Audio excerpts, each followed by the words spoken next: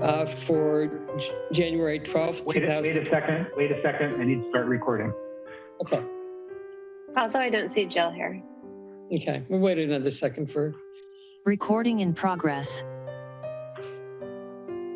Yeah, I missed Jill, sorry. Yeah, we're ready to go whenever you want. Let's go ahead and start since we already started.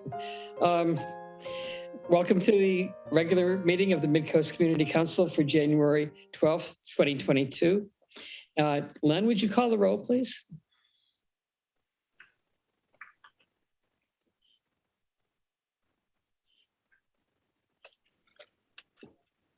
Is Len here? Yeah, I don't see Len here either. Okay. He was a second ago. Yes, he was. Well, why don't we just give it another few minutes then? Anyone got a joke? Well, there's Len. Yes, recording stopped. I can tell it. I stopped recording, so give me like 10 seconds when you want to start. I'm back. Okay. And as far as we know, Jill will be here. Okay. Len, would you go ahead and call the roll, please? Recording in progress. Michelle, Here. Jill, Dan, Here. Dave, Here. Greg, Present. Claire, Here. I'm here, and I'll make a note to look for Jill. Okay. Thank you. Before we get started, I need to remind you that of the procedures for how to participate in the meeting. You can use the chat function in Zoom to send a speaking request and to identify the agenda item which you wish to address. Once an agenda item is open for public comment, use the raise hand tool to request to make a comment found under the reactions on the computer or more on the mobile app or *9 if dialing in by phone. The standard time limit for comments is 3 minutes. Okay. So at this point, we're open for reports from government officials. I see that Harvey is here from Half Moon Bay. Excuse me, Claire, did we have to do something with regard to continuing to do remote meetings? I thought that was for the first meeting of each month. Yes, it's under consent. Okay, got it. Thanks.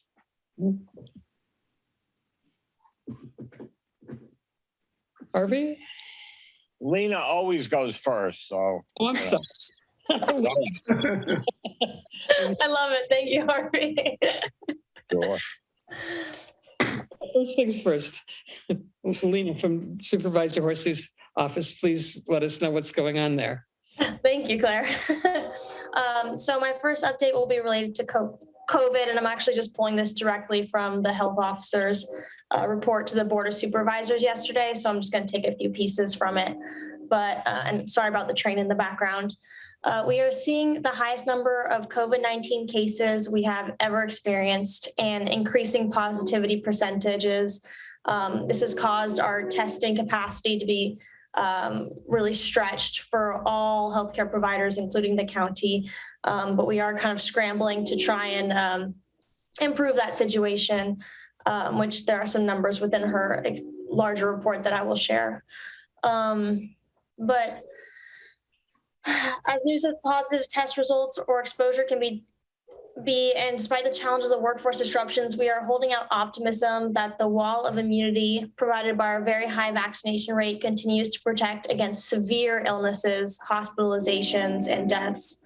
Also, we have been seeing across the globe that after very steep spikes, there tends to be a steep decline. So we're very cautiously optimistic that that may be the same in California and the same in San Mateo County.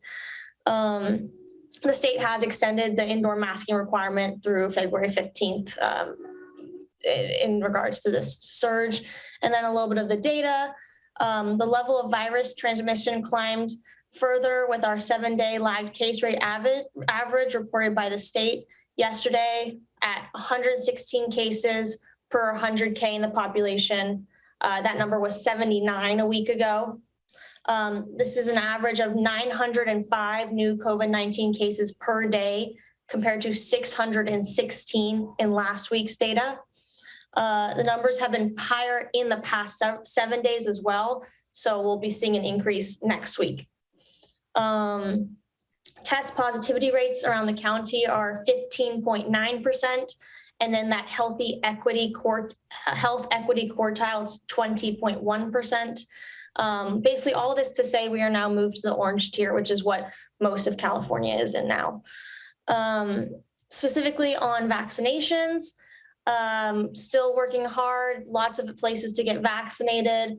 Currently, 87% of San Mateo County that is eligible has had at least one shot, and 80% is fully vaccinated.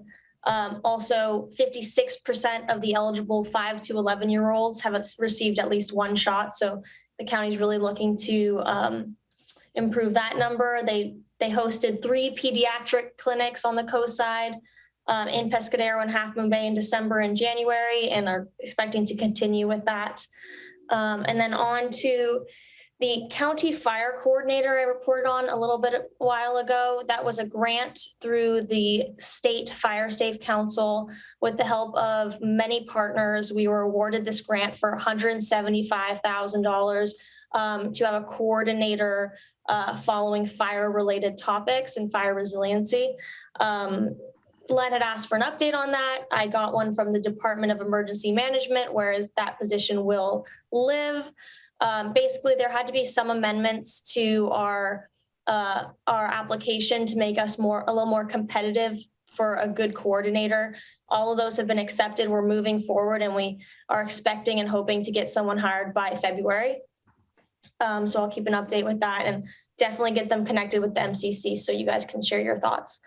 The Murata Bridge collapsed. The lower part of the bridge collapsed in early December, and the Department of Public Works is finalizing its plans to replace the existing pedestrian and bicycle bridge, but also fix the emergency work that it was needed for the bridge collapse. And I have some more data, more specific information on that in my report that you can share. And then we have successfully acquired $68 million from the state for 2 homeless-related projects, which include fully funding the county navigation center and also purchasing a 44-unit hotel, which in some will help house 300 homeless people.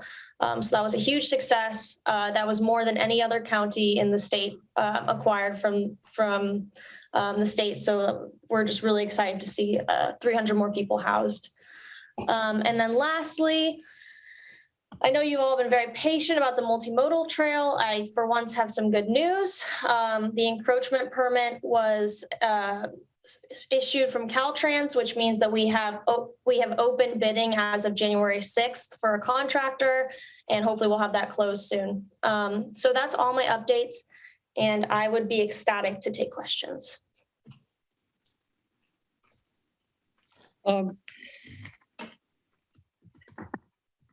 Lena, I understand that Don Horsley was elected president of the Board of Supervisors. Is that correct? Yes. And our congratulations. Thank you. I'll take that. Convey it to him. Yes. Okay. Thank you, Lena. Harvey Rarbach, do you want to go now? Sure. I have a question for Lena. Where is this 300 resident homeless shelter going to be? Where is it? Let me look and put it in the chat. I have the address. I'm just not exactly sure what city it's in, but I don't believe it's on the coast side. But let me pull that up. Okay. I have a couple of quick reports. First of all, Happy New Year to everybody. I hope 2022 is better than 2021 has been. At our last city council meeting in December, we rotated our new mayor and vice mayor. The 2 Debbies are it. Debbie Ruddick will be our new mayor, and Deborah Penrose is the vice mayor. That's the standard rotation, and that's good to it's good to know. On the 19th, which is a Wednesday, as opposed to our traditional Tuesday, the next city council meeting will be discussing redistricting.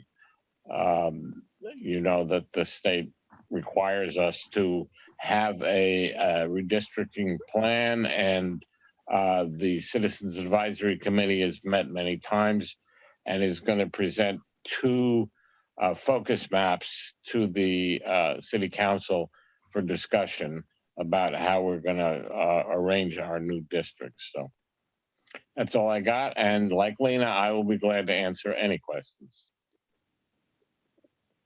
Are there any, Carlisle Ann Young, do you have a question for Harvey? You're on mute. Sorry, I've been off taking a break from Zoom lately. I forgot where the mute button was.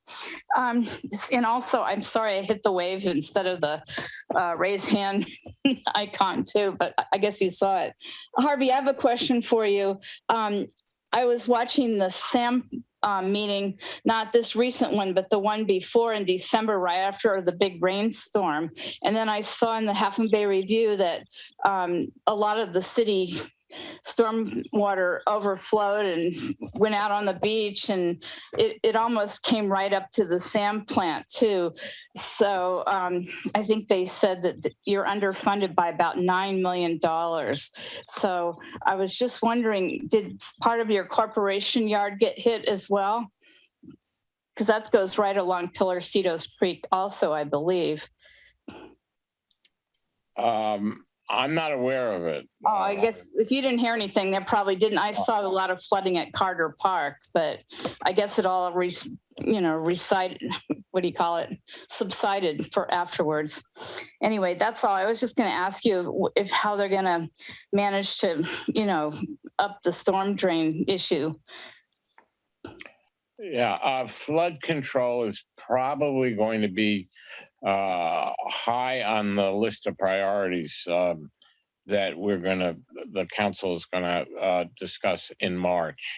Oh, not till March. Okay. Well, I just wondered because of the environmental issues with, like the Kehoe ditch back in the day and all of that. Okay, well, thank you. Thank you. Sure.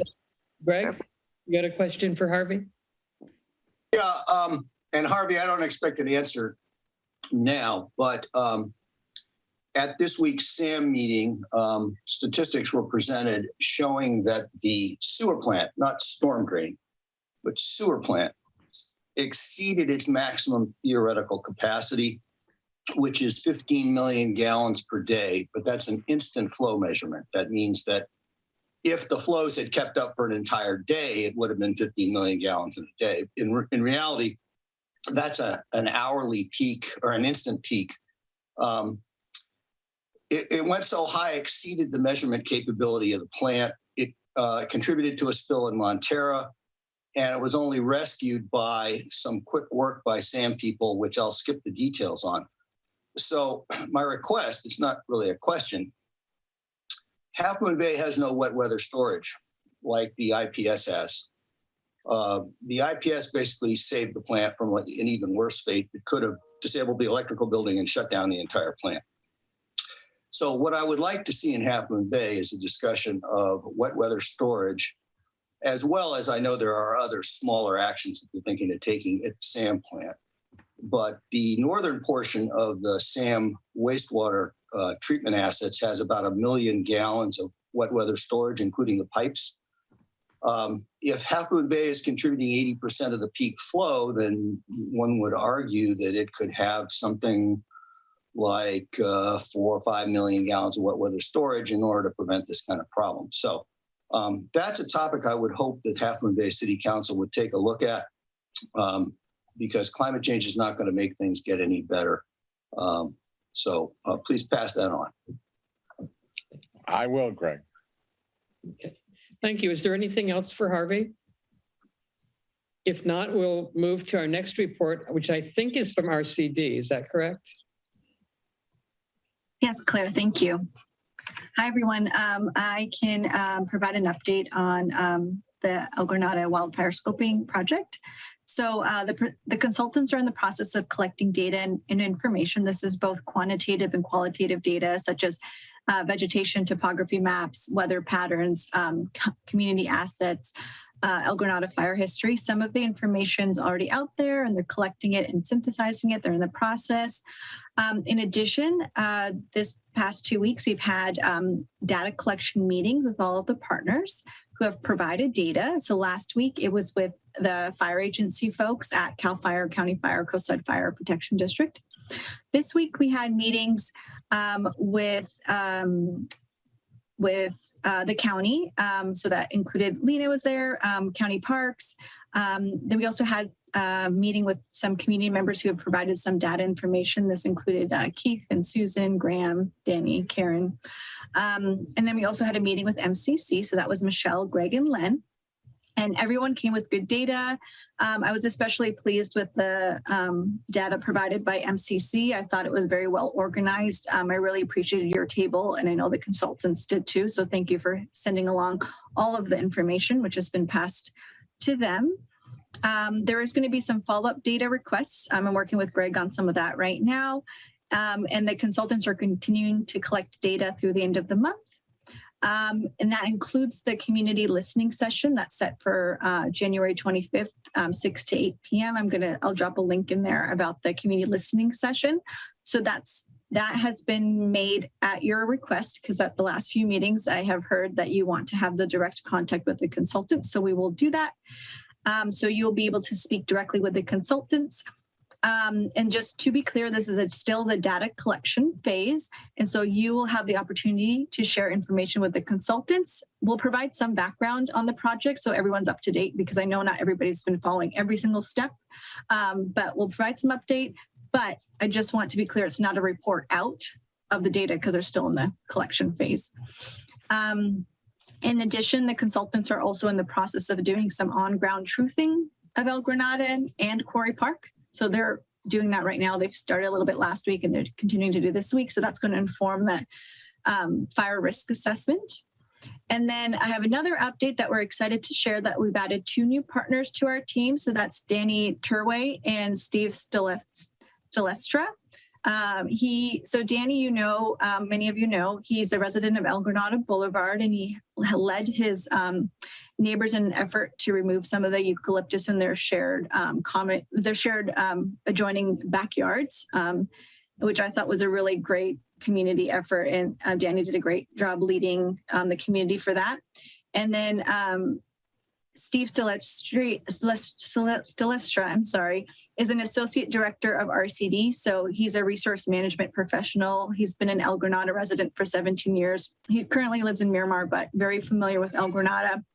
And he's going to serve as a liaison between the partners and the RCD board.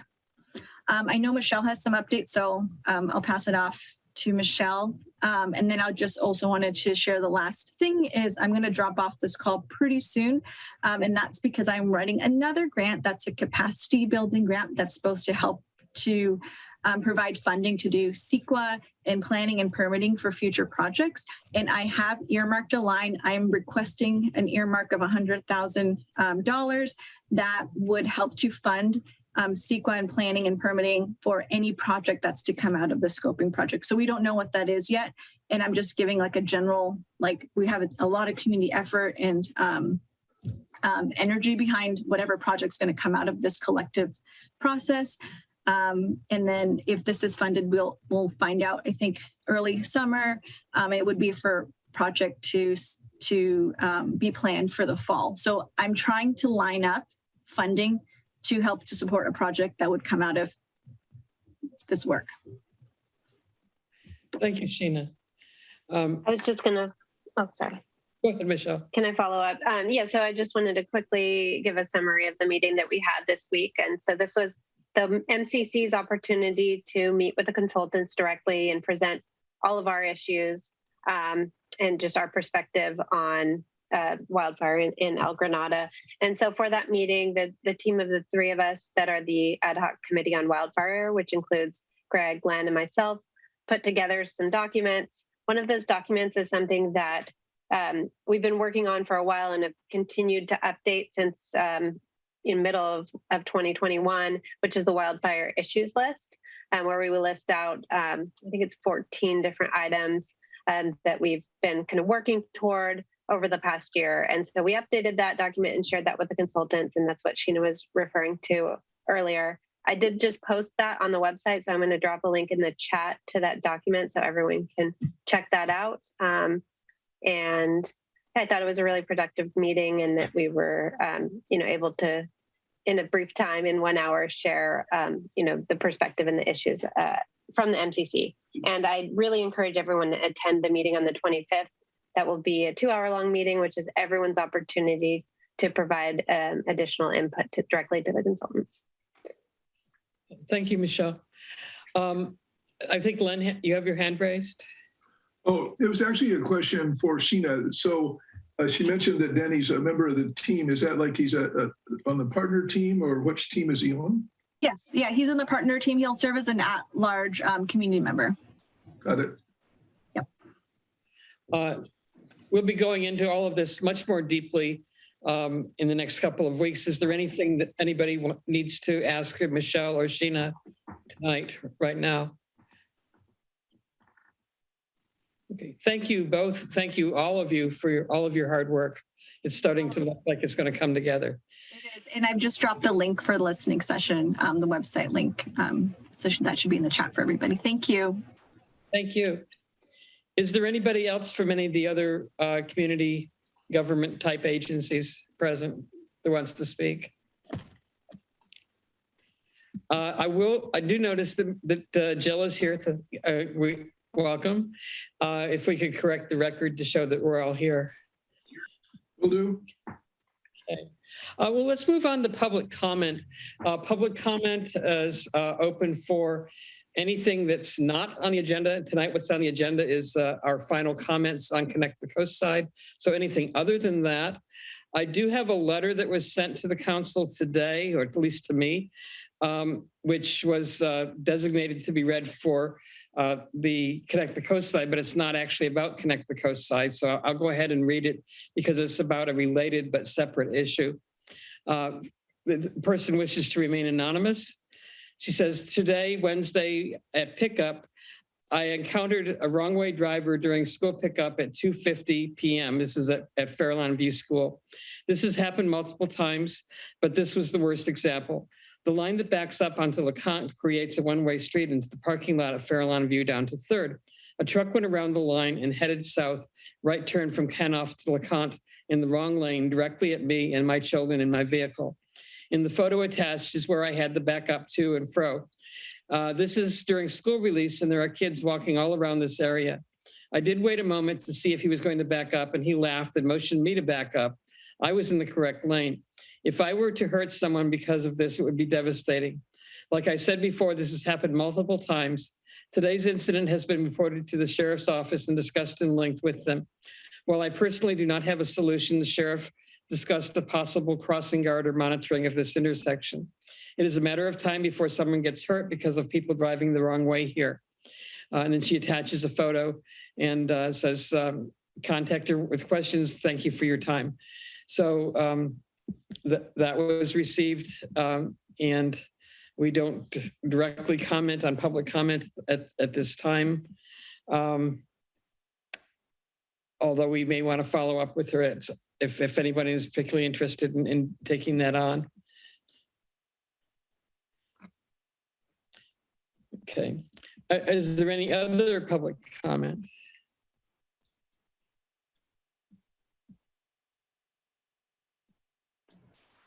Just Claire? Yeah. Yes, Dan, I just wanted to say that I think that that community member should probably contact the school district in addition to the sheriff. So I just wanted to say that. Thank you. If it's okay with you, I'll just write her a response and tell her that, basically. Okay. Hello, Claire. I'm sorry. This is Mira Glasscock. I sent a message to chat about participating during public comment. I'm sorry, I didn't see it. Please go ahead. Thank you. Actually, my public comment comes from the urging of Fairlawn View Principal Amy McVicker, and it's in a similar vein to your anonymous comment that came in from your email. So I'm quite surprised to hear something like that. So I did prepare something to read to you all, and I thank you for giving me this venue to speak. So here I go. This is my prepared comment. Today, my son was hit by a vehicle while riding his bike to Fairlawn View Elementary School in the town of Montera, California. His route to school has intersections that have no traffic signage, and the vehicle at fault was traveling behind him down a steep hill when it clipped my son's back bicycle tire. His bike spun from under him and he fell off. Luckily, he was shaken but not seriously injured when he arrived at school. This incident could have had a very different outcome. Unfortunately, this issue of vehicles, pedestrians, and bicyclists sharing the narrow, steep, and unmarked roads of Montera is not isolated to the roads immediately surrounding the school. Montera is a small town home to elementary schools, several elder care facilities, and public trails. Needless to say, the streets are well traveled by very often, our most vulnerable contingent.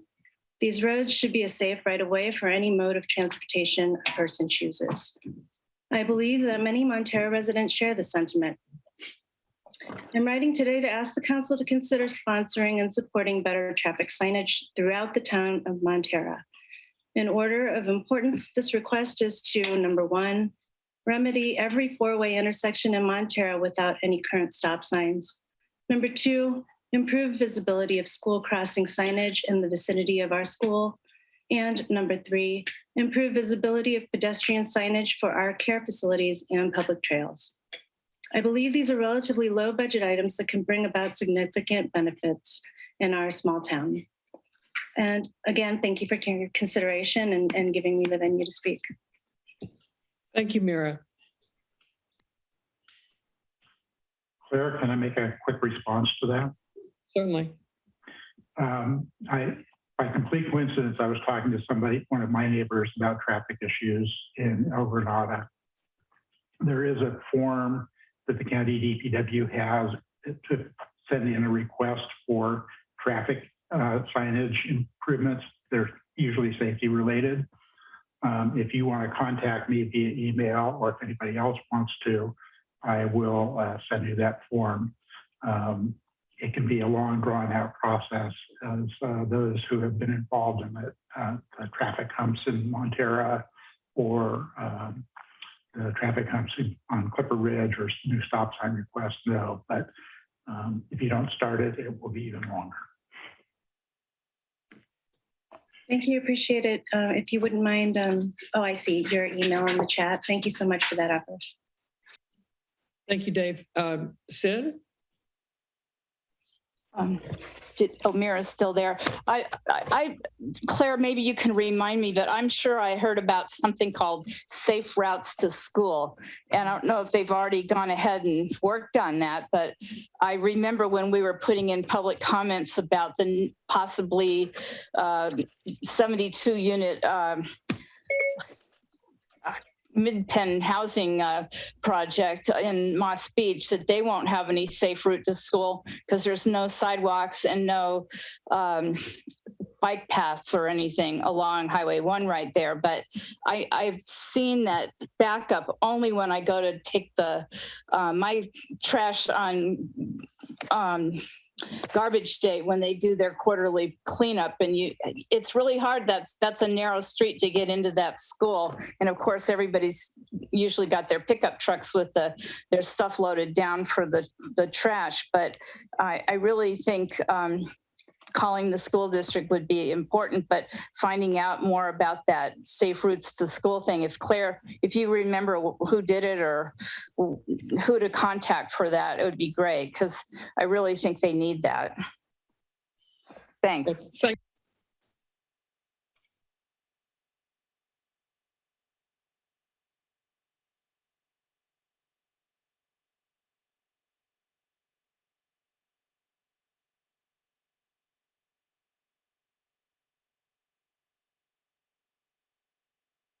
Did we lose Claire?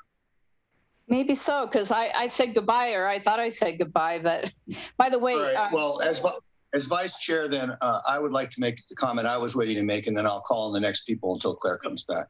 Could you just So remind about- everybody where the raised hand thing is? She said she put hers into the chat.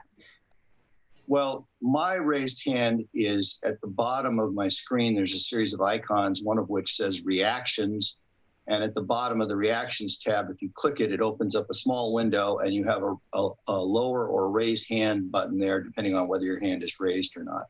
People on phone, I cannot unfortunately speak to at this time. It's under the More tab on the phone. Okay. And *9 if you're dialing in. And Greg? The comment I was going to make. Greg, Yeah. on it might be an older version, I'm not sure, but I access to raise hand from the participants tab. Yeah, that's a really Okay. old version of Zoom with security problems, so you probably ought to upgrade. All right. So the comment I was going to make when I was in line was that 3 or 4 years ago, at the corner of 7th Street and East in Montera, 2 cars at an unsigned intersection had an accident and skidded off the road into part of the front yard of my neighbor up the street. His 2 kids, who were very small, were playing in the front yard. They were only not injured because there's a deep ditch there for drainage. So I contacted Jim Porter of the County Department of Public Works, and I asked for signage, at least 2-way at that intersection, or else speed bumps, which are common on 3rd, 4th, and 5th Street out here. And I traded emails with him, and it just never got priority. But if Myra will send us the intersection she's interested in, by coincidence, since the Connect Coast side went to the trouble of designating some roundabouts in Montera, even though I thought they were only going to deal with Highway 1 and the major traffic routes, I was going to submit a comment that I wanted a 2-way stop sign at that intersection. And I would be glad to expand that request, even though it may or may not be directly related to Connect Coast side. I do think we have multiple instances now of danger in an area which is, populated by a lot of small kids. So if Claire's not back, then the next person is Vana. Am I pronouncing that right?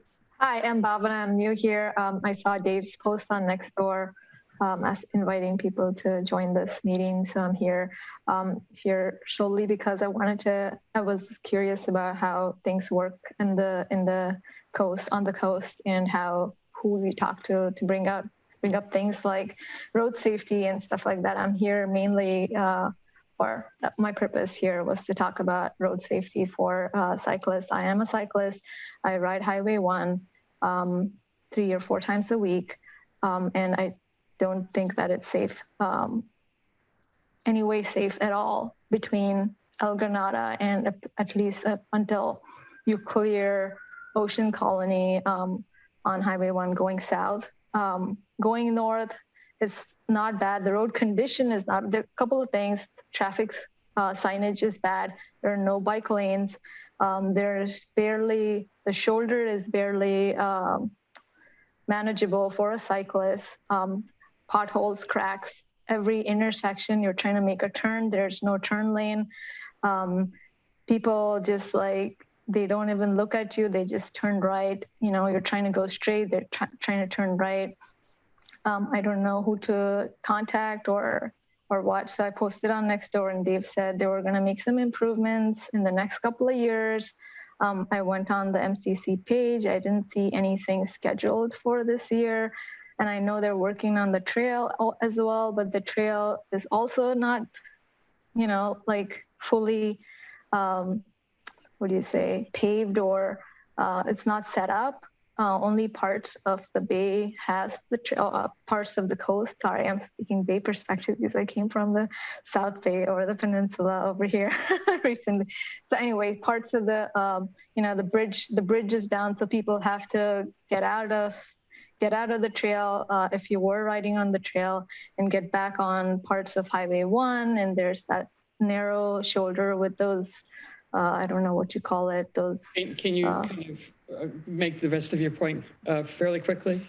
Yeah. So anyway, my point is, who do you talk to make this a better place for cyclists, a better place for us all to be able to ride and drive and, share this space together. I'm not sure who to talk to. I was hoping someone from the committee or from the county is listening in and, helping us move forward. Okay. Thank you very much. We don't take action directly on things that are brought up in public comment, but they are heard. And it's ironic tonight that we're talking about traffic issues because our agenda item is actually on Connect the Coast side, which is separate from what we're actually talking about, but related. So hold on and listen to the rest of the meeting. It may be useful. Carlene, you have a comment?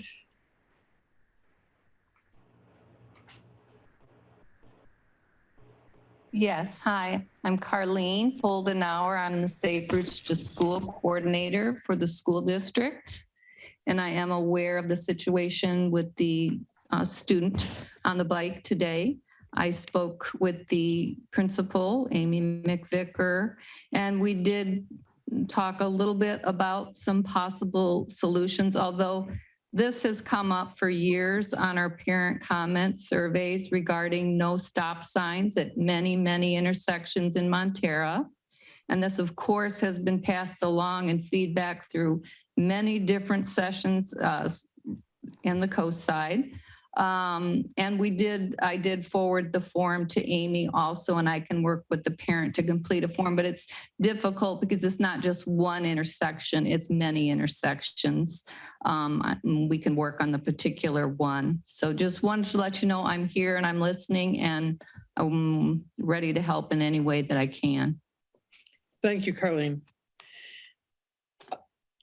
Any other public comment at the moment? Not seeing any, I'll close public comment. And are there any announcements that people on the council wish to make briefly? Seeing none, we'll move on to the consent agenda. There are two items on the consent agenda for tonight. One is the approval of the minutes from December 8th, and the other is approval of a 30-day extension of holding remote meetings due to COVID.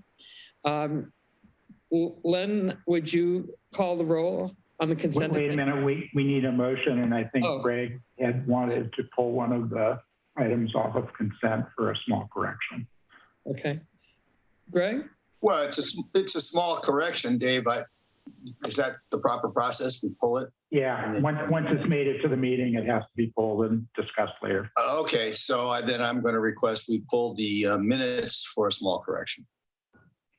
Okay, so we will do that immediately after this or at the end of the meeting? It's your choice. I would say it's so small, you might as well do it right at the beginning.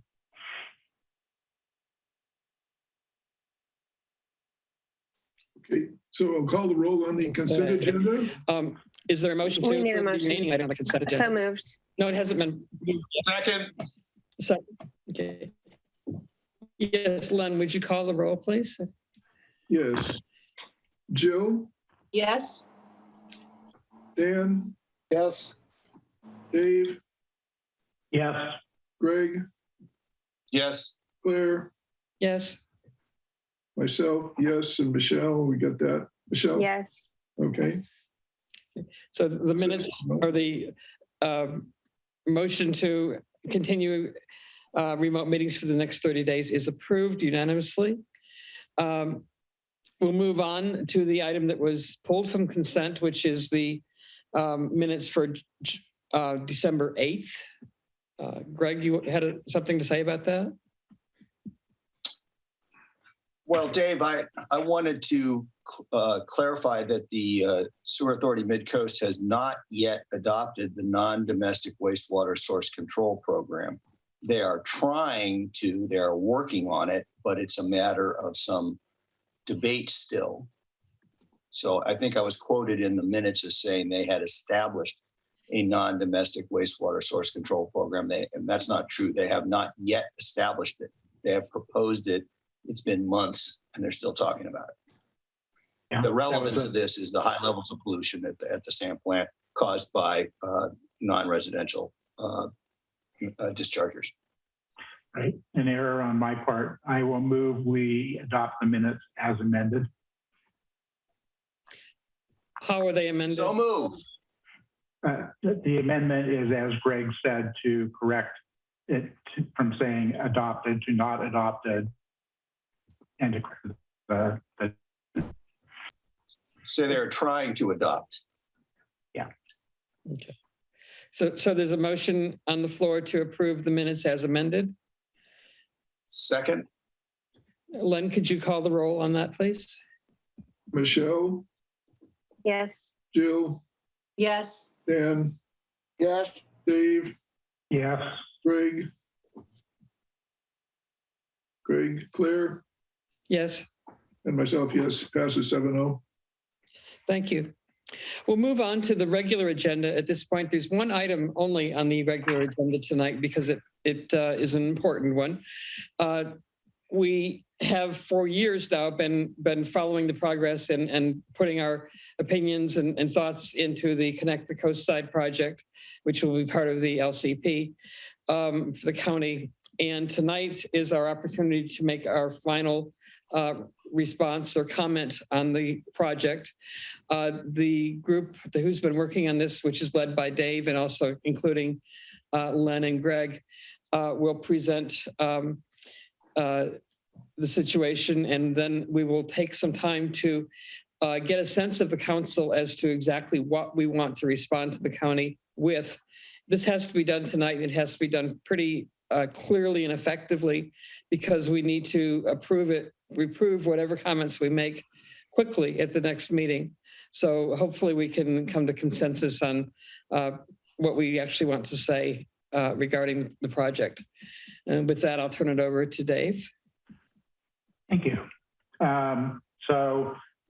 Many people attending this meeting have seen my postings on Nextdoor or have seen it in email one way or another. So I'm not going to reread it. I'm going to cite it very quickly. If you have comments that you don't make tonight and remember later, or you know people who couldn't attend this meeting who want to make comments, we will accept email comments through January 17th. The reason it's the 17th is I need to get the letter written and out there early so that both the community and the council can read it before our next meeting, so that if we need to make corrections, we can make them as early as possible rather than trying to rewrite the letter at the meeting. Those of you who've seen us rewrite a letter at a meeting know it is an incredibly painful process. So we really do not want to do that. I will say our council email is very easy. It's midcoastcommunitycouncil@gmail.com with no punctuation. And it's on our website. Well, I'm going to discuss Connect the Coast site itself. Either you are familiar with it, have read the documents, or have something somehow. The only other thing I want to say, excuse me, is we anticipate a lot of comments. Try and keep them as succinct as you can. And it's fine to speak and also send email. Just when you send an email, make it clear that you've done both, especially if they don't agree. And if somebody else has already said exactly what you want to say, just say, I agree with so-and-so, or I agree with so-and-so, except, or I want to add, or whatever, and that will move things along and make the editing job when we write this letter much easier. We do not want it to be really long. It is not an exhaustive list of everybody's comments. It's going to be a summary. So don't be surprised if what you say is not in the letter. But if you see something opposite what you said and it's not somehow identified, please contact either me, my email is in the chat, or the whole council. So with that, I think we are ready. Oh, and I did want to say, as I said in the email, this is primarily for the community. The council has discussed this quite a few times. I don't think anybody on the council is likely to have too many new things to say, but that's possible. This is primarily for the community. And with that, I think I will turn it back to Claire to start taking community comment. Unless somebody has a question about the process. Do you have any comments that have been sent to you that we will need to be reading? I have not seen any comments today. Okay. Are there comments on a final comment on the Connect the Coast side that the people here attending the meeting wish to make?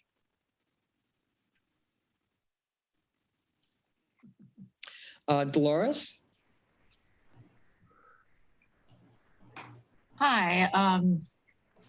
This has been a very long process, and Claire, you made a statement as you opened about this will become a part of the LCP, and that kind of confused me. I know that it was required by the LCP, but yet it isn't going to the commission at this time, or it'll go piecemeal when actual policies are written or when there's some kind of coastal review required.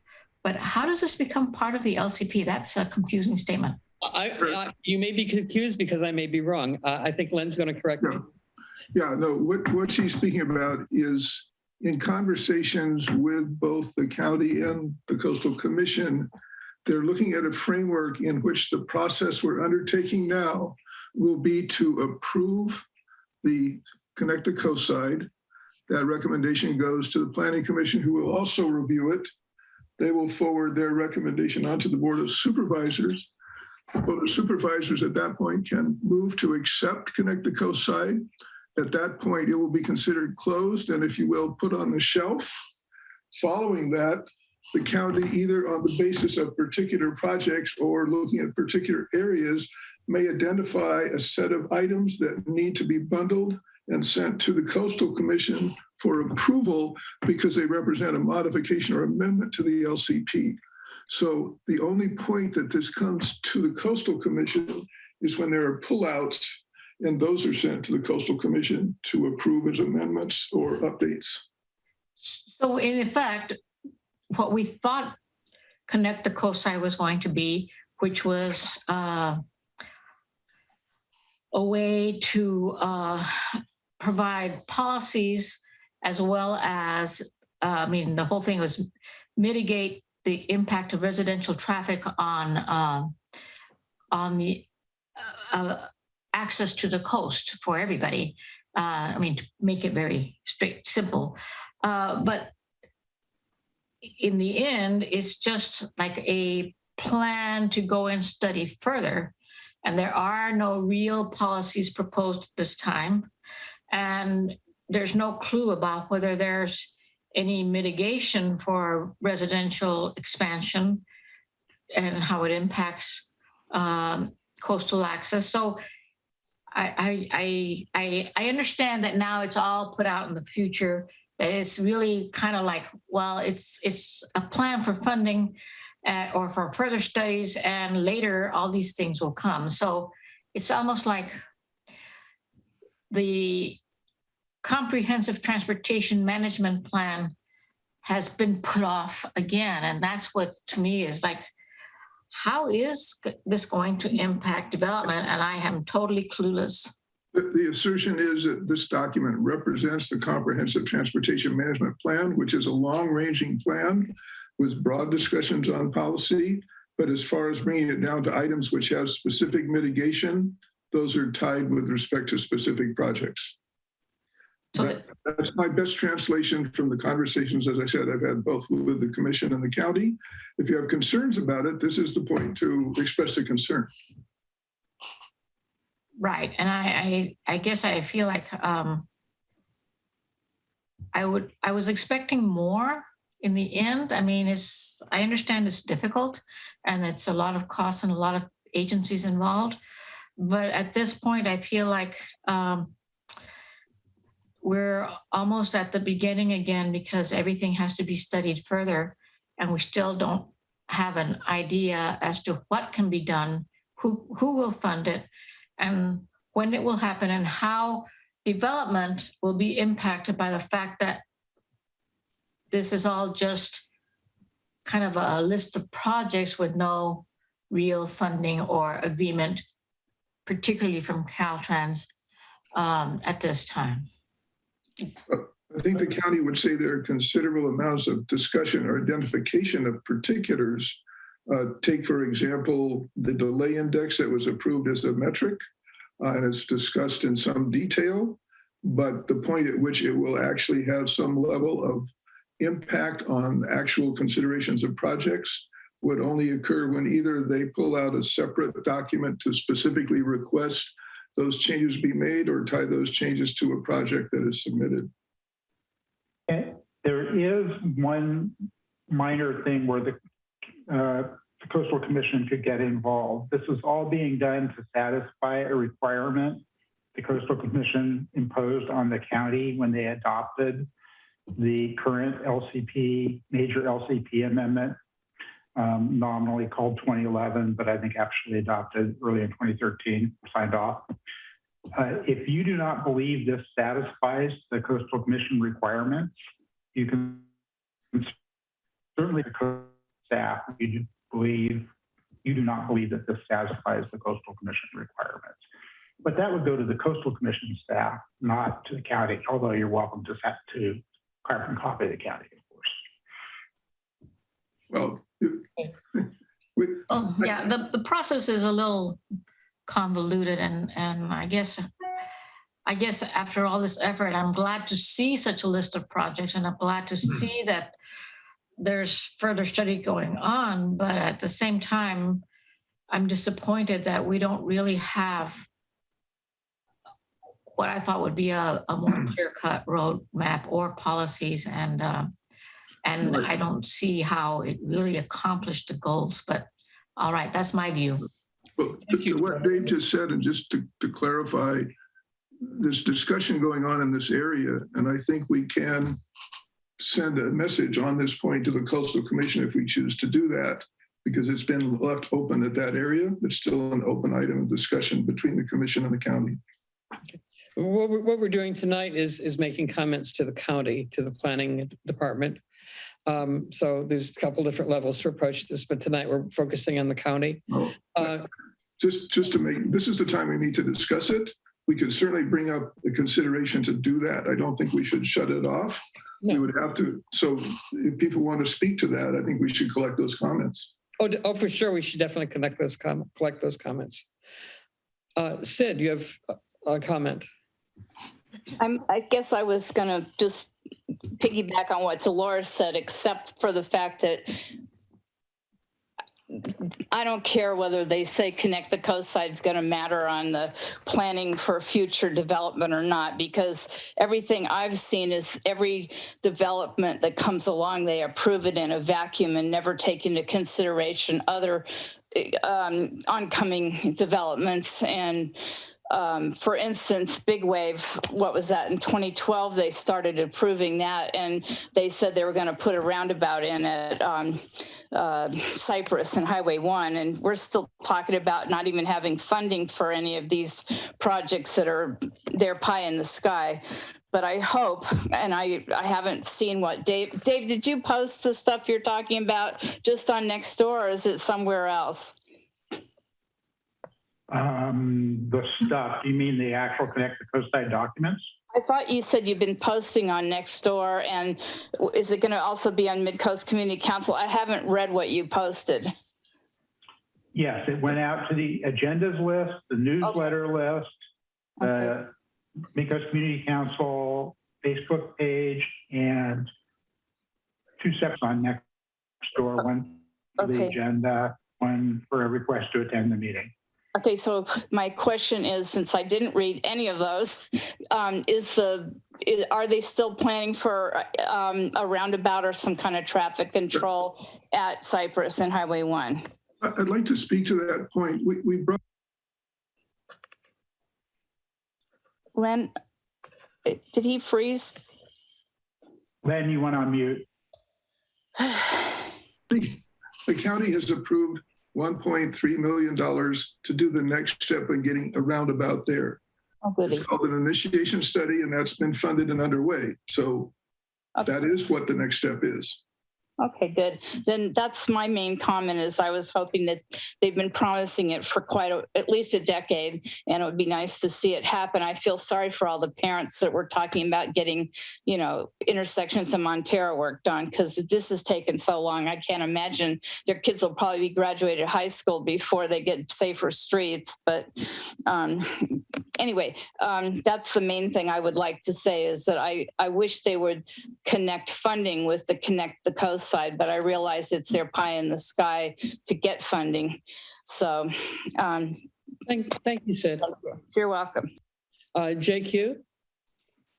Yeah, I was just going to say I share some similar frustrations with regard to what appears to be a really long timeline for all the projects that are in Connect the Coast side. And one of the things that I've noted, for example, is that most of the Connect the Coast side projects that'll likely have some of the greatest impact on improving mobility are medium to long range projects, like some of the roundabouts, for example. However, several large commercial and residential developments are short to medium term projects. And so that seems to me the biggest challenge here, not only for the MCC, but for the county, is going to be staying engaged with a Connect the Coast side plan to make sure it really does get implemented, so that the rate of the implementation of those projects in there and any other infrastructure improvements we need are going to keep pace with any new commercial and residential development. That's very important. Otherwise, the Connect the Coast side plan will simply become a roadmap to build out. Thank you, JQ. Clara, I'd like to interject quickly here. JQ, if you do want different priorities, please either speak later in the meeting or send an email on your desired priorities. And I will say that planning staff in presenting the final draft has said that county planning staff dealing with large developments, including apartment buildings and hotels and new subdivisions, will be considering the recommendations in Connect the Coast side in regard to each of those projects, including requiring studies for traffic or mitigation for traffic that may not have otherwise been required. Now, that's not officially in the Connect the Coast side final draft, but that is something planning staff has said. Now, does that mean that they will actually hold up some of those projects if the infrastructure improvements aren't in place before the projects are ready to go? It is sometimes mitigation is done after, sometimes it's done before, but it would certainly be part of the requirements. Either they would have to allocate money or fund the mitigation themselves. Okay, thank you. Jill, I see your hand up. I wanted to make sure that the community members had a chance to chime in first, but I don't see any. So Jill, please go ahead. Oh, sorry. That was a mistake. I'll unraise my hand. Oh, okay. Are there any other comments from the community at this time? If not, I think we'll go ahead, if it's okay with Dave, and go back to developing consensus for writing your letter. I would like to implore the community to speak up, even if you're only going to say you're going to write an email, because if there is no community input, then the letter is going to be based almost exclusively on Midcoast Community Council opinions, and it will therefore be very similar to earlier letters we have written. So I really, really am hoping that we are going to get community input. The point of order here, we got a well-organized email from Midcoast Echo a while back. I view that as significant community input that should be factored into our response.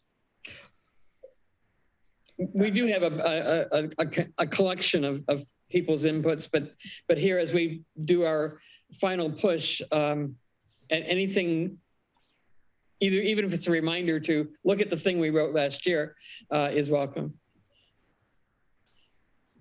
Claire? Dolores? What then? Yeah, I wanted to ask for an opportunity to give some comments, which I think might spark some comments from the community. Okay. Go ahead. So, you know, my big concern on the Connect the Coast Side plan is how will it impact our loved and scenic 2-lane country road that is our Route 1. I want to touch on 4 important issues which relate to the Coast Side, Connect the Coast Side plan. Pedestrian underpasses, roundabouts, modern smart traffic signal systems, and blue rich LED road lights. So with pedestrian underpasses, they have been brought up over and over by many community members and myself over the approximate 10 years I've been on this council. They would be the only tax dollar investment that would considerably improve the flow of our Route 1. The ADA issues can be resolved, and we need to have a feasibility study done for the locations that make best sense. Roundabouts make good sense at close to equal inputs to the intersections, but not, in my opinion, on a country road that has such a strong dominant flow. Slowing down the dominant flow to 20 miles per hour will cause frequent low-speed accidents that will likely stop Route 1 flow on a regular basis. And this is pretty well, you know, if you research roundabouts, this is pretty well documented that there will be fewer high-speed accidents, but a greater number of low-speed accidents, which could likely just completely block the road. Dan, I'm going to interject here because this first part is basically to get community comment. And I think these things you're bringing up need to be brought up, but I'd like to see them brought up in the context of formulating opinion of the council. Yeah, but they're directly, I'm almost done, just a little bit more, and then they're all directly related to this. I know they are, if you can do it quickly. Okay, so I believe that there are many different modern smart traffic signal systems available that are now worth looking at before we make any future planning. And I think we should invite Caltrans to come to the MCC to present the options that are available and explain and answer questions on how our current system works. I think VISM software simulation should be used to show the community the effect of intersection control options so we could easily see and understand the impact differences. As far as lighting, the current blue rich LED road lights that Caltrans have force us to adjust our eyes frequently. They mess with our circadian rhythm, among many other health concerns to humans and wildlife. Our community standard is an amber road light, and these work better by allowing a more seamless light and less health concerns. Midcoast Route 1 road lights should be changed to match community amber lights. This scenic country road we all drive on can be improved with less negative impacts than proposed by the current Connect the Coast Side plan. I think we should all consider looking into these concerns before this plan is approved. Thank you. Okay, thank you. Let's focus on anything else that any community member wants to say, and then we'll return to the council after that. Dolores? Yes, I just wanted to be sure, as Greg mentioned, Midcoast Eco did provide a long list of concerns and also priorities of what we thought needed to be done in the short term versus later, and particularly having to do with safety and pedestrians and this and that. And do we need to submit that again, or do we just talk about it after? Will we have an opportunity to speak after you consider your own comments? And then the other thing is that recently I wanted to point out that just in the last week, I think you all received, as well as we did from various sources, that there was a ruling up in the Lake County about a large development where the judge said that evacuation concerns needed to be considered to a larger extent than what had been done there.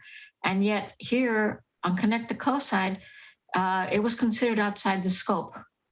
And that is a very big issue for the community. I mean, it's like at the top of the list that we really don't have a way out.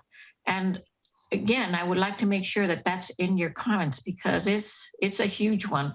And it's one that just got reinforced by this judge in Lake County. I hope that you all read that press release because it's going to impact a lot of development in California, that the risk of wildfire and the concern about evacuation routes is at the forefront of many people's minds.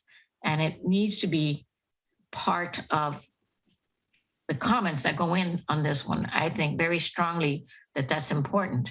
But anyway, my question was, after we see what you are considering, are we going to be able to come back and say, you missed something?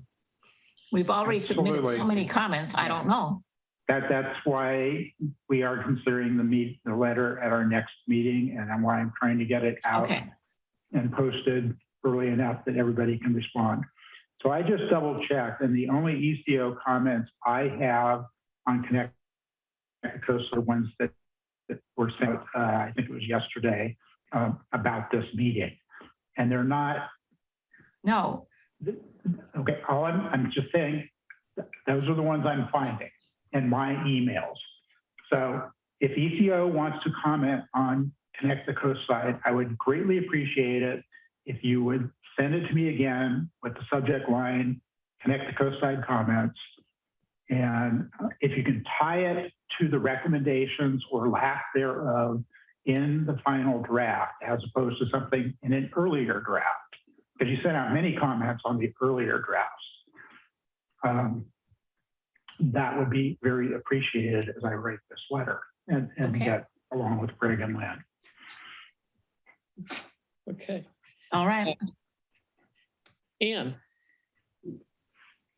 Hi, thank you. I just wanted to say I agree with Dan, and in particular about the roundabouts. I am not a fan of roundabouts at all.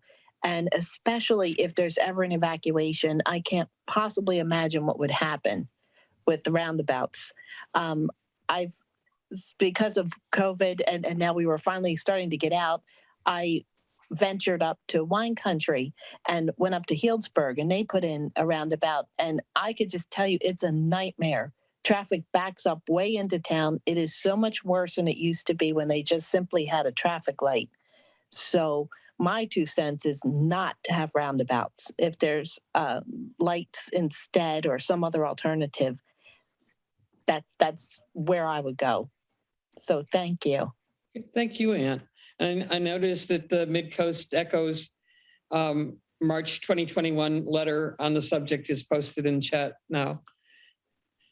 Other comments? Yes, but that is on the prior to the draft. Okay. So an update would be appreciated. Okay, other comments from the community?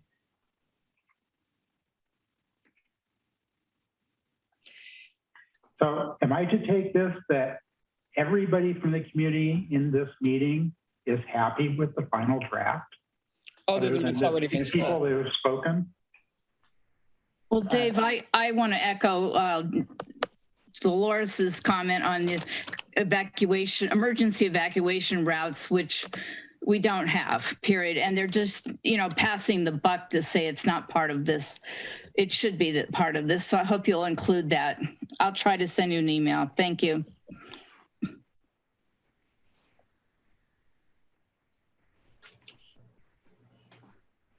Well, let's stop the public comment part of this for now, since it has seemed to have stopped on its own.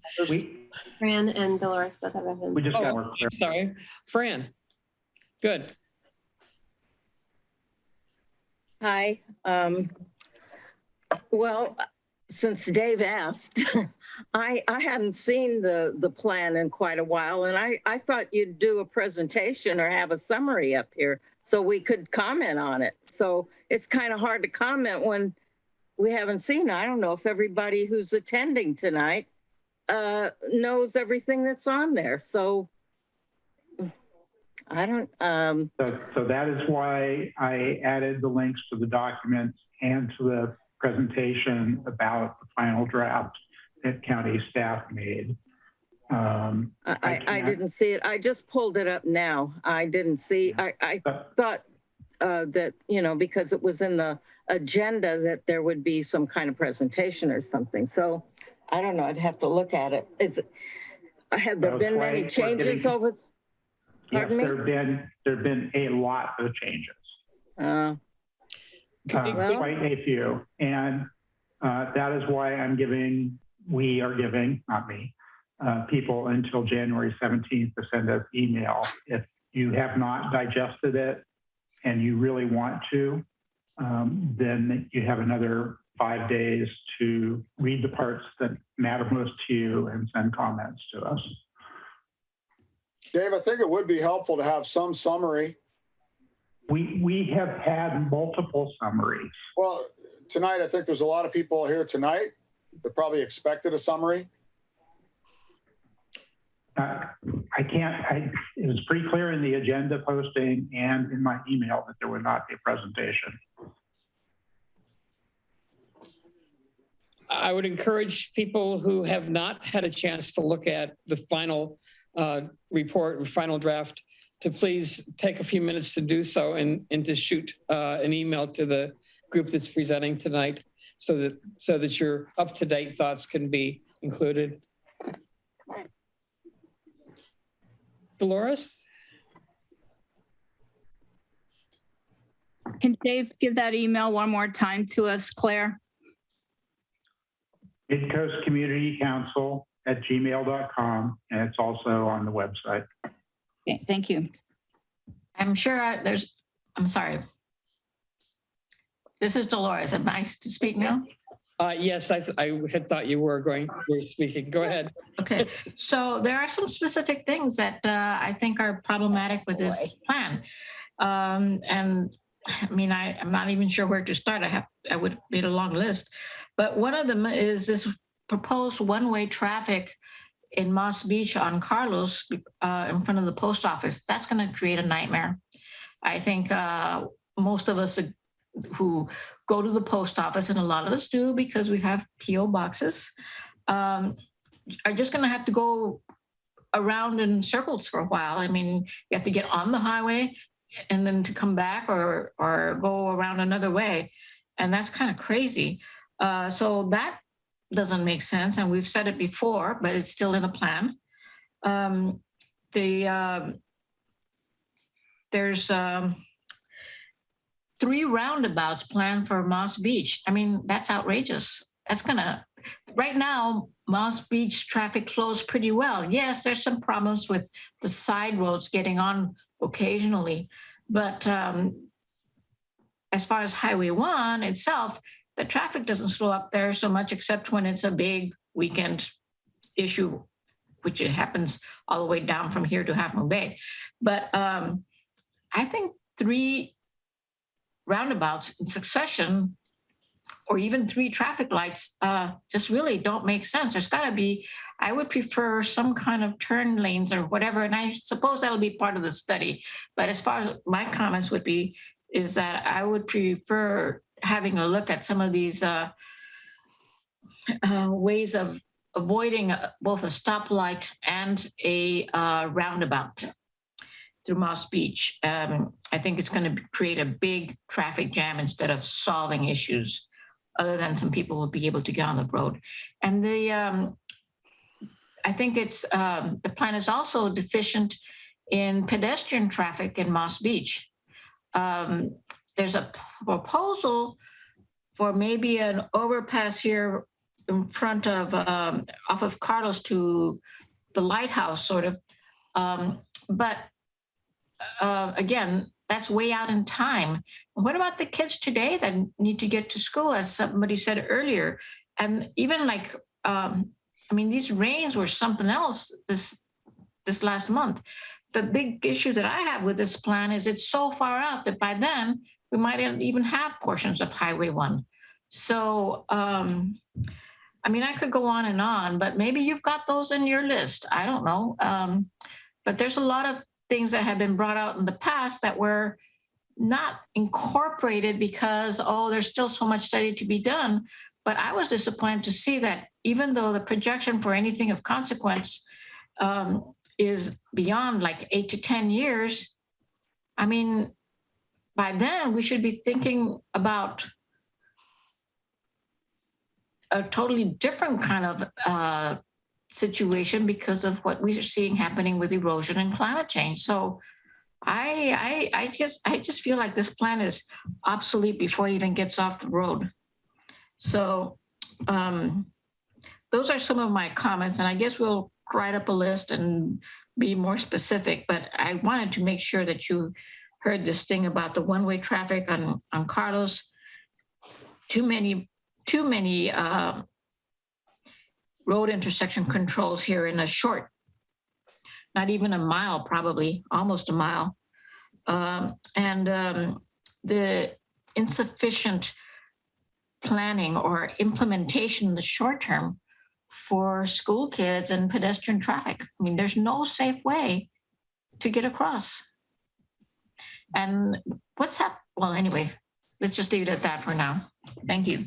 Okay, thank you, Dolores. Dave, I think I'm going to turn this back over to you so that you can collect whatever else you need, either from the council or from the community. Okay. Can I interject just for a second? I just turned it to Dave, so hold on. We'll come to the council in just a second. I will say, given all of the community discussion on this over the last, especially the last 2 years, I'm really sort of surprised, and I'm hoping I'm going to get a flood of email.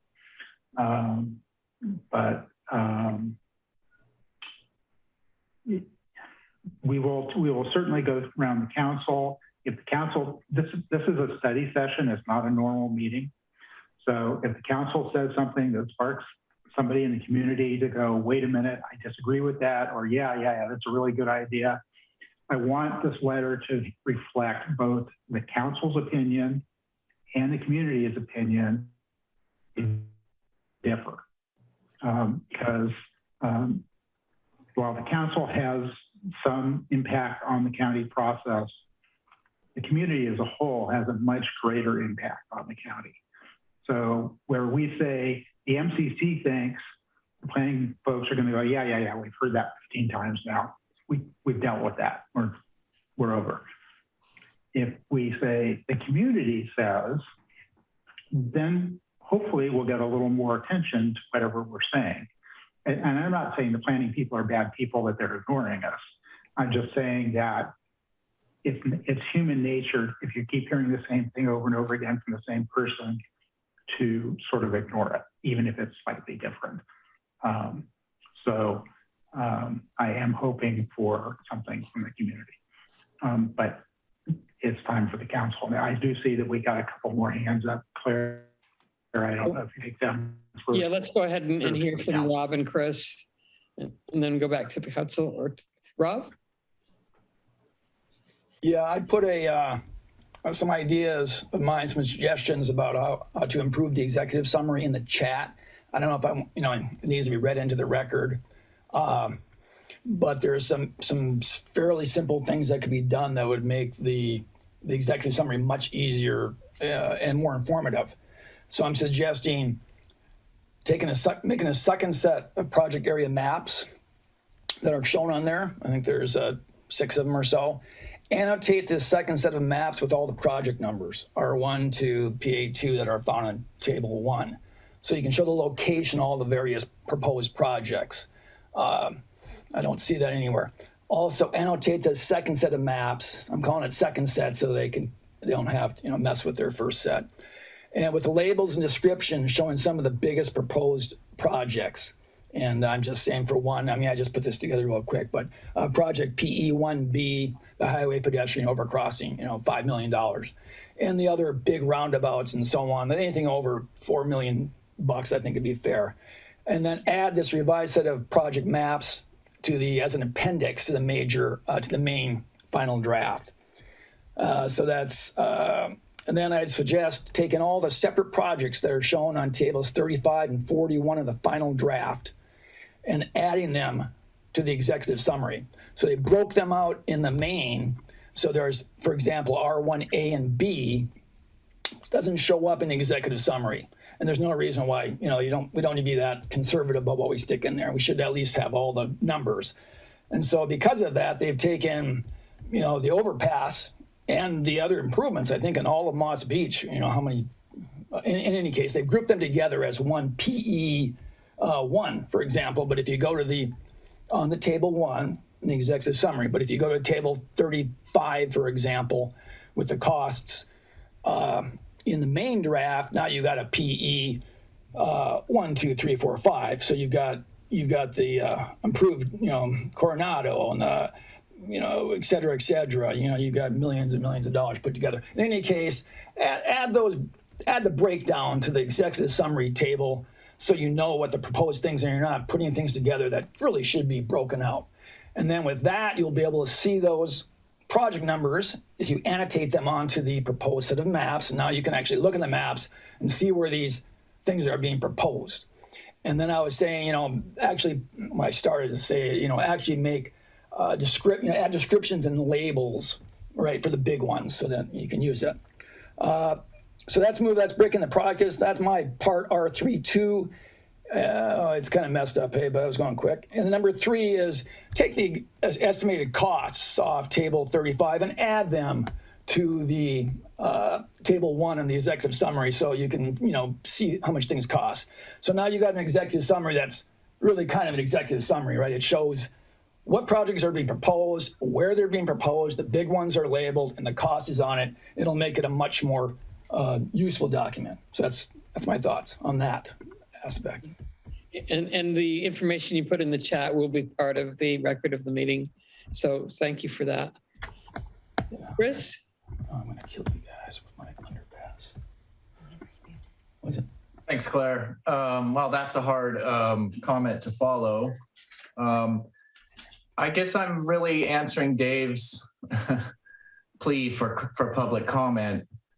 So I don't really have a comment on Connect the Coastside document itself. I just wanted to give my answer to Dave because I understand where he's coming from. Where is everybody?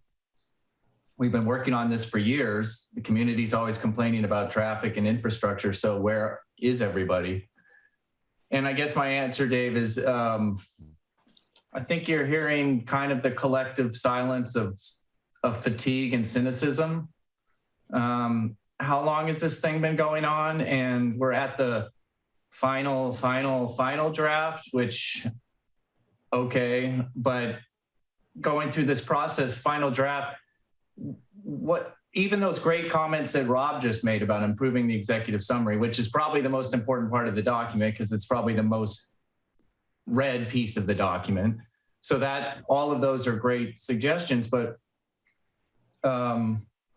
what's really going to change in people's comments tonight for the final draft of this document that's been going on for years? So I am sorry to come with a cynical viewpoint of it, but I just felt like, well, I've got some things, but I've said those over the years many times. And yeah, there's been some changes to this document, but this is the final review. And so I guess that's part of I'm just trying to answer, Dave, because I definitely am sympathetic. I hear you asking for comment and it's disappointing.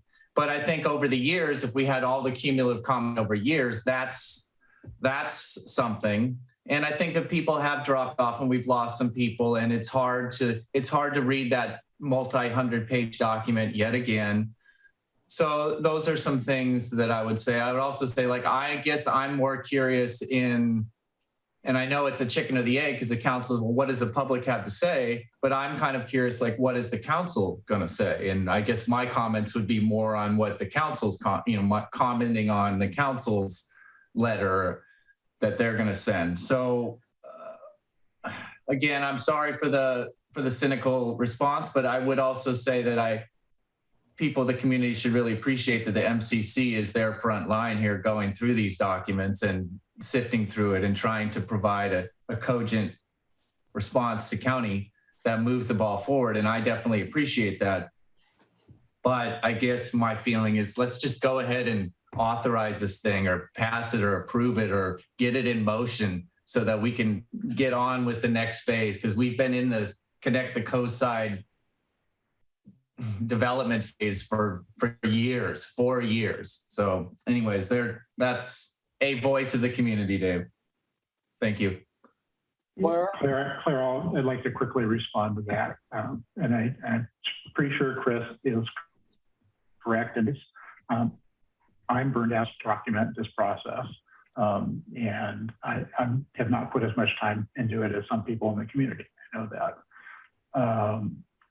Nonetheless, it is at the final version, and this is not the time to let go. So email is fine. Email can, if you don't want any record of your name in your comments, that's fine too. If you reply to my posting on Nextdoor, I'll get stuff from there too. Yeah, the end, and I will say the final draft does reflect some of the comments that were made on the earlier drafts. They have tried.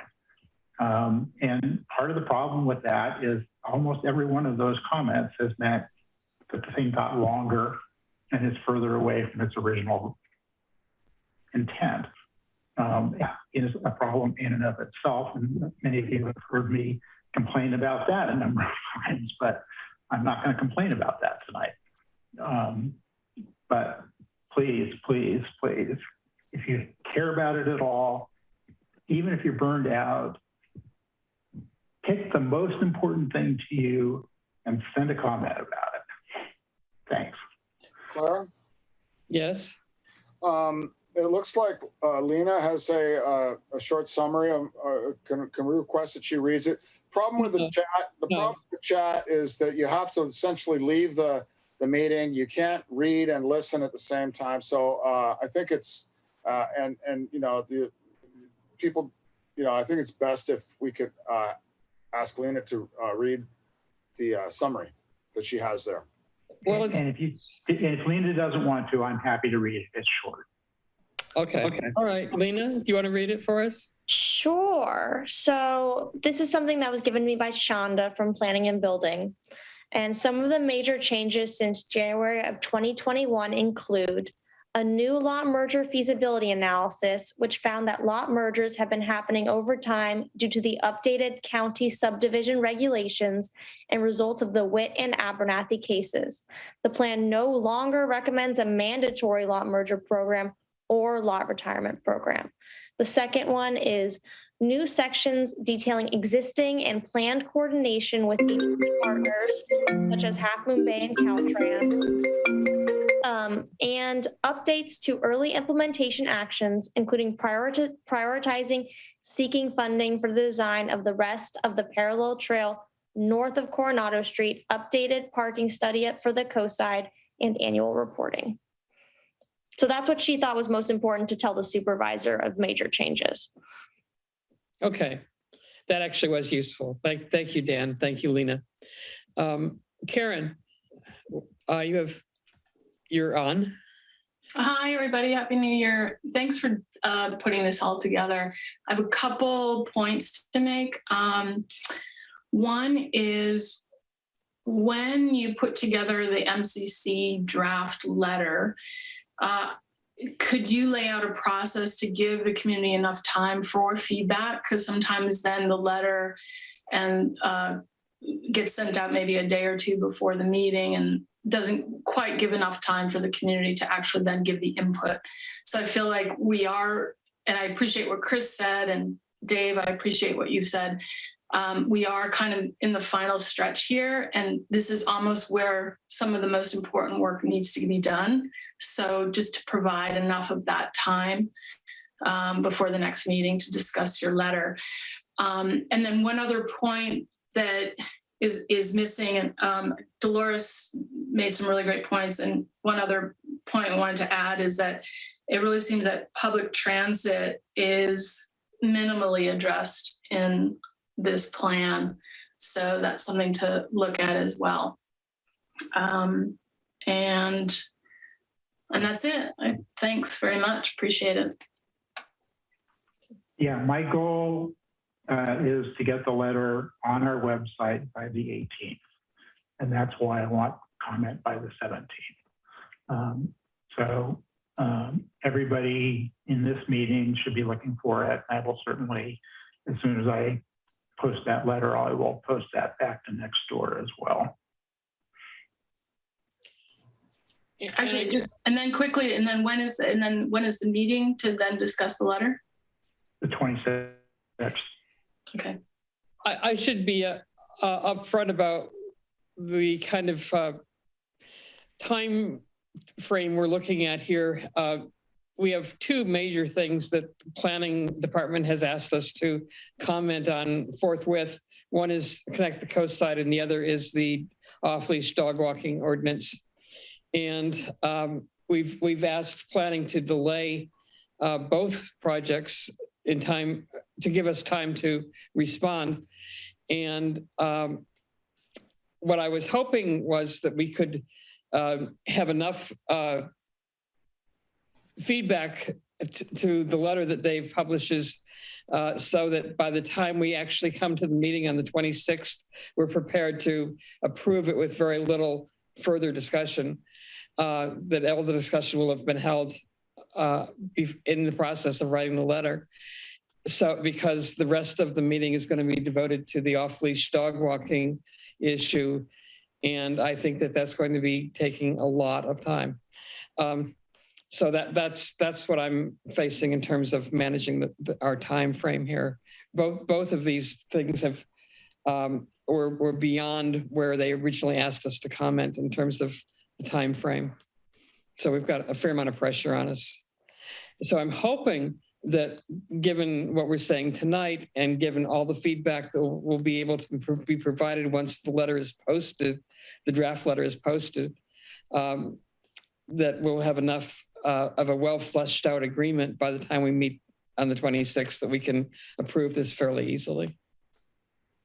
Clark, can anybody make some comment on why the plan is no longer recommending a mandatory lot merger program or lot retirement program? Basically, there are a couple of things, and maybe Lena would rather address that than me. Would you rather address that, Lena? Sorry, you caught me walking in the elevator. You know what? You give it a shot, and I'll amend as needed. Thank you, Claire. Yeah, or I can do it. I mean, it's covered pretty well in the executive summary and in the presentation they gave us at the November 10th or 12th meeting last year. They're on the lot retirement, they didn't think it was useful because they were proposing it only for subdivisions, and they did not believe there were going to be more than 2 or 3 subdivisions left in the Midcoast. So they didn't think it was worth it. And on the lot merger, their rationale was mergers are already happening because regular planning requires it, water districts require it. And that if they forced the lot merger ahead of time, it would create more buildable lots faster and therefore likely accelerate development. I am reporting what they said, not what I believe. Well, what do you believe? Happy to discuss that a little bit later, but I'd much rather let other people get their thoughts out first. Well, your ideas may spark other thoughts. I disagree in brief. I have been saying all along I wanted a more aggressive lot retirement program. Tying it to subdivision made no sense to me from day one for exactly the reason they ended up saying when they dropped it. There were just very few possible subdivisions left on the subcoast. So tying it to subdivisions was just plain silly. And on the lot mergers, we still continue to see adjacent substandard lots that get sold to different owners and therefore can't be merged. And if the lot mergers were made mandatory, some of that would stop. But they would have to be mandatory regardless of when development occurs. They would have to be, you have two substandard lots adjacent to each other. You have to merge them before you can sell either of them. And the county, and this is my opinion, it is not a statement of fact. Please, everybody acknowledge that.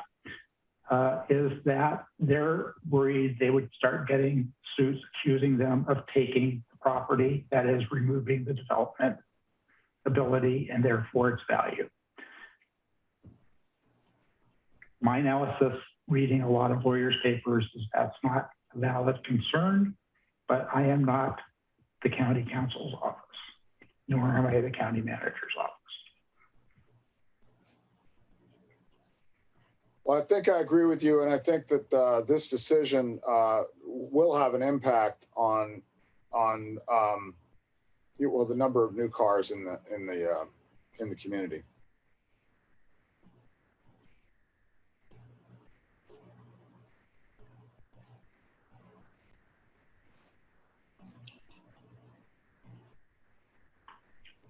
So I'm seeing Carlisle raising her hand again. Yeah, I was just going to weigh in on the Witt Abernathy thing that Lena mentioned. There was a lawsuit up in Sonoma County. Farmer had sold off some of his parcels on his farm and subdivided them. And then when he died, his wife tried to re-subdivide them. And they got into a big lawsuit. And then that's why now everybody has to go out and get a certificate of compliance to make sure it's really a legal lot. I bought the lot next door to my house because I didn't want him to build some great big huge thing there in front of my dining room window. And it took the county a good 45 days just to merge the two parcels. So I have the feeling they're doing it for their own convenience as well, not only to not create lawsuits, but just because it's a really big hassle for them. They have to draw new maps for the title companies. And I just recently did a refi and they had missed the fact that I merged my two parcels. They still had the old parcels down. So there's a whole book of maps down at the county and everything. It's a big pain in the butt, let me tell you. But also, once you've merged a parcel, you can't unmerge it later. Because when I got divorced, you know, the lawyer wanted to sell off the parcel of land, but we had already merged it. So we wouldn't have to pay extra school bond fees and everything. So I don't know. I think it's, if they're going to decide not to go ahead and force it on people, I think that's a good idea. That's just my opinion, though. Thank you. Thank you. So what more do you need, Dave, to put this together? What we need now is council comment. And again, council members can make comments now. I would certainly prefer they make them now since we're running way less time than I originally expected, or they can send email as well. If council members send email with their additions to their just be or to me, Greg, and Lynn, not to the council as a whole, because inevitably they are at least somewhat an opinion. We do not want to have a Brown Act violation, but I will accept council comments on this issue all the way up to the 17th as well. And that would also apply to comments on the posted draft letter that any of us can make them to the group, but not to the entire council. Absolutely. Okay. I think it'd be best if there's any comments to be given now, even if they're incomplete. Let's go around the council and see if there are statements that people want to make right now. Yeah. Can we start with Jill? Oh boy, you want to start with me, huh? Okay. And Rob, we'll get back to you. Okay, everybody.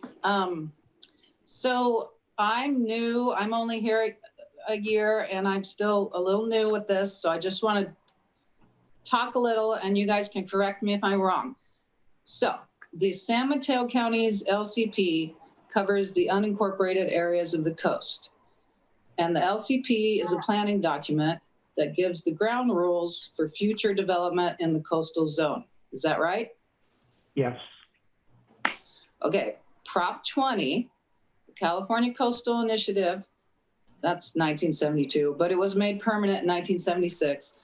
So that makes the California Coastal Commission, which is supplemented by our LCP programs, are approved by the commission, but they're administered by local governments like San Mateo County.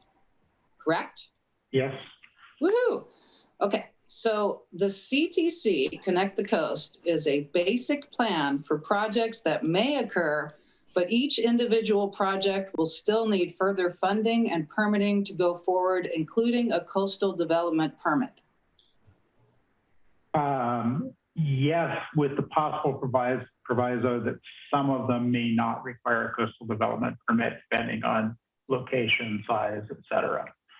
Okay, yeah, right. Okay. So I looked at Connect the Coast website, and it states that the CTMP is a requirement of the 2012 Midcoast update of the LCP. And, you know, it has references and stuff, but it's actually not a requirement. So it says it's a requirement if you want to increase housing on the coast from the current 40 units per year. No, you're wrong. It was actually required by the Coastal Commission.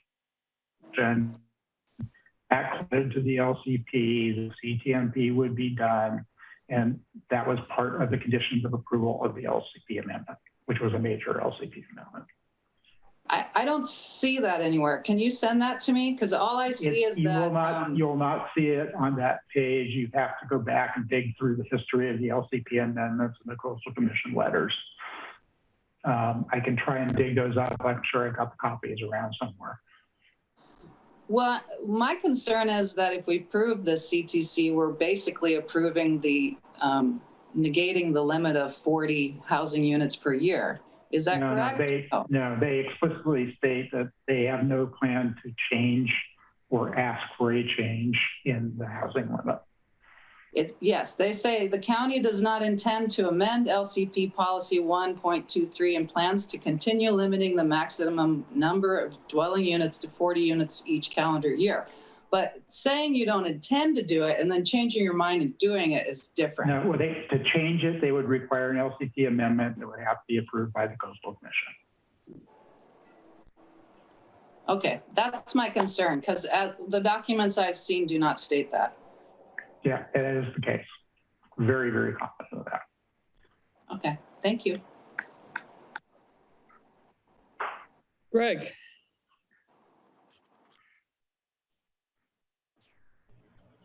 You're on mute. At a high level, I'm going to suggest we try and find the few good things that we like in here and endorse them. I may not be the best person to do that, but I believe Lisa Ketchum and others have identified some things that they like. On a detailed note, there are a bunch of things that do bother me. And Dave, this may be a point of some arm wrestling in preparing a letter, but I'm going to go through a list of 8 of them. First, I do not want to forget what I believe was an illegitimate, manipulative community outreach where they tried to divide and conquer and suppress community input. I won't say any more than that. Second, people I talk to are not interested in slowing traffic down. They're interested in speeding it up. And so some of the traffic calming ideas are not popular. Third, regarding the roundabouts, I was pleased to see Ann's comments because those parallel my life experience about roundabouts when you have a disproportionately high traffic volume in one direction. Further, there is, and I talked to the general manager of a public works agency today about this, approximately $5 million in water and sewer costs that will be required if roundabouts are placed on top of the pressurized intertie pipeline system. And those costs are not included in the draft, but it adds some risk and some additional costs to the construction of roundabouts. Regarding evacuation, I also share those concerns. I cannot endorse a document that doesn't address it. I understand that there's a zone haven program, but what I have not seen and what I believe should be a part of any planning process is a simulation of what's going to happen in the need for an evacuation. And I think that kind of a simulation, just like a traffic study, would greatly inform what we should do. Someone also made a comment, paralleling my own thoughts. You saw the destruction of part of the proposed Murata Bridge area. You're aware of the Surfers Beach rise. If I were, God and planning this, the first thing I would do is assess where we need to move Highway 1. Then I would consider what we're going to do after we do that. Because I do believe that we're going to need to move parts of Highway 1 within the time period that this implementation would occur. Okay. I share the concerns expressed about the lot acquisition and retirement program. I am in favor of an aggressive program. I'm not clear on the analysis that they've done being correct. I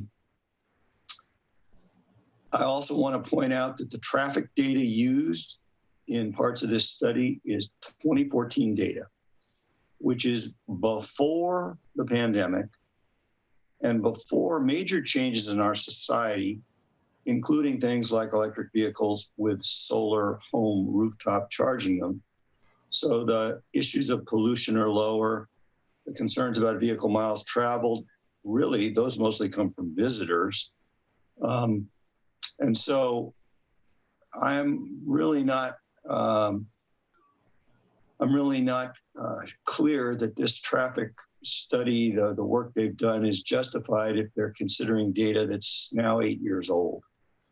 I'll stop there. And Dave, I will put comments in writing to you. But to return to my first comment, there is some good in this. And I think we ought to make sure we reinforce that. Oh, one more thing. I also had made a note, and this was before, was it Myra spoke earlier? They initially said we're not doing the internals of Moss Beach and Montera, et cetera. Yet they went ahead and proposed 3 roundabouts on Main Street in Montera that nobody I know wants. And they didn't address my favorite issue, which is a lack of stop signs on 7th Street in Montera, especially at East. And that just came up earlier today with her describing her kid being clipped, almost run over by a car. So I'm unclear on whether they're going to actually plan the internals of Montera. If they are, I want that in there. In any case, I do plan on championing the work that the community wants to provide some better traffic intersections. And I thank you for your time. So I'm going to back up 8 years, 9 years. The purpose of the CTMP as it was originally defined, not as it evolved, was to ensure that visitors continued to have access to the coast. Full stop.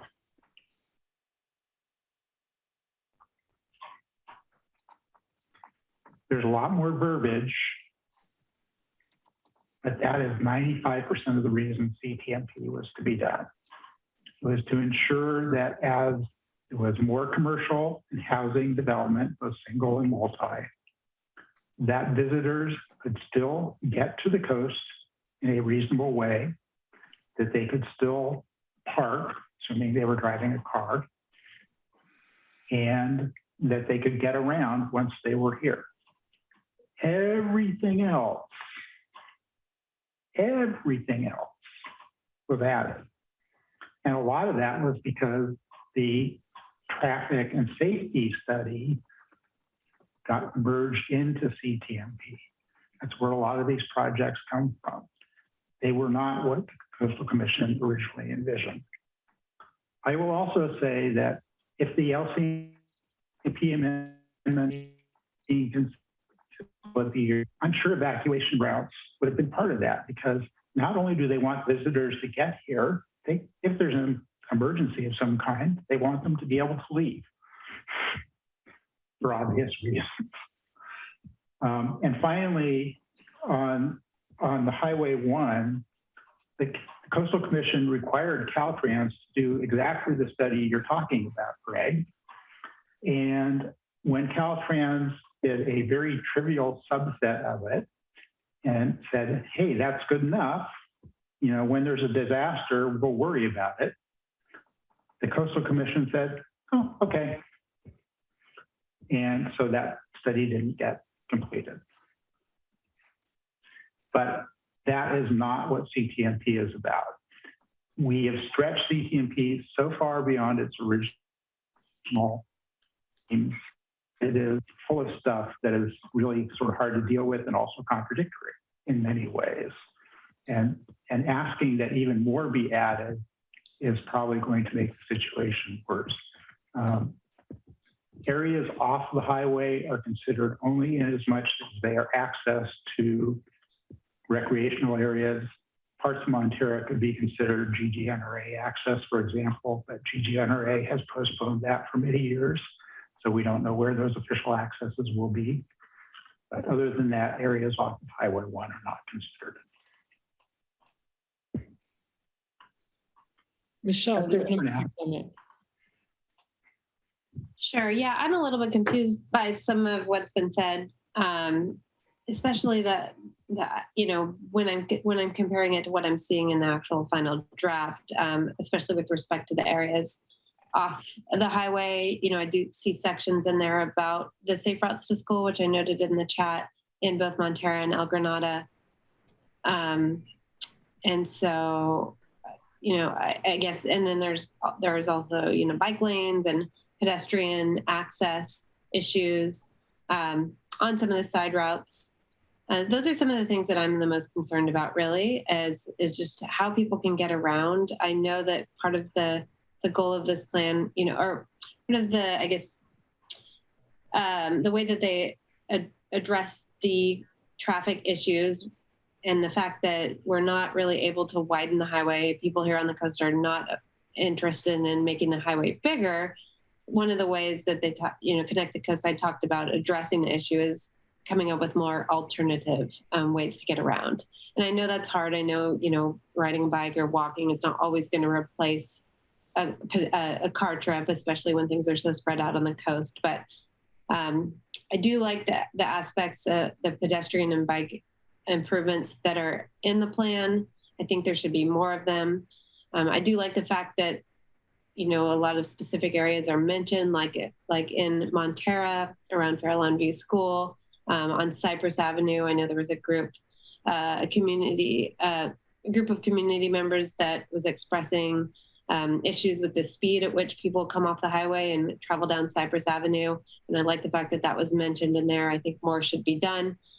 Airport Street is another area of definite interest and concern to me. The fact that there have been two bicyclists killed in recent years. I believe it's two. I know at least there were at least one. I know there have been other accidents. Pedestrian was killed too. Yeah, and it's, you know, that needs to happen. And I understand the frustration too that this is just a plan, and it doesn't mean that any of these projects are moving forward. And you know, this just has to be kind of finalized and signed off before we can start to get funding for the individual projects.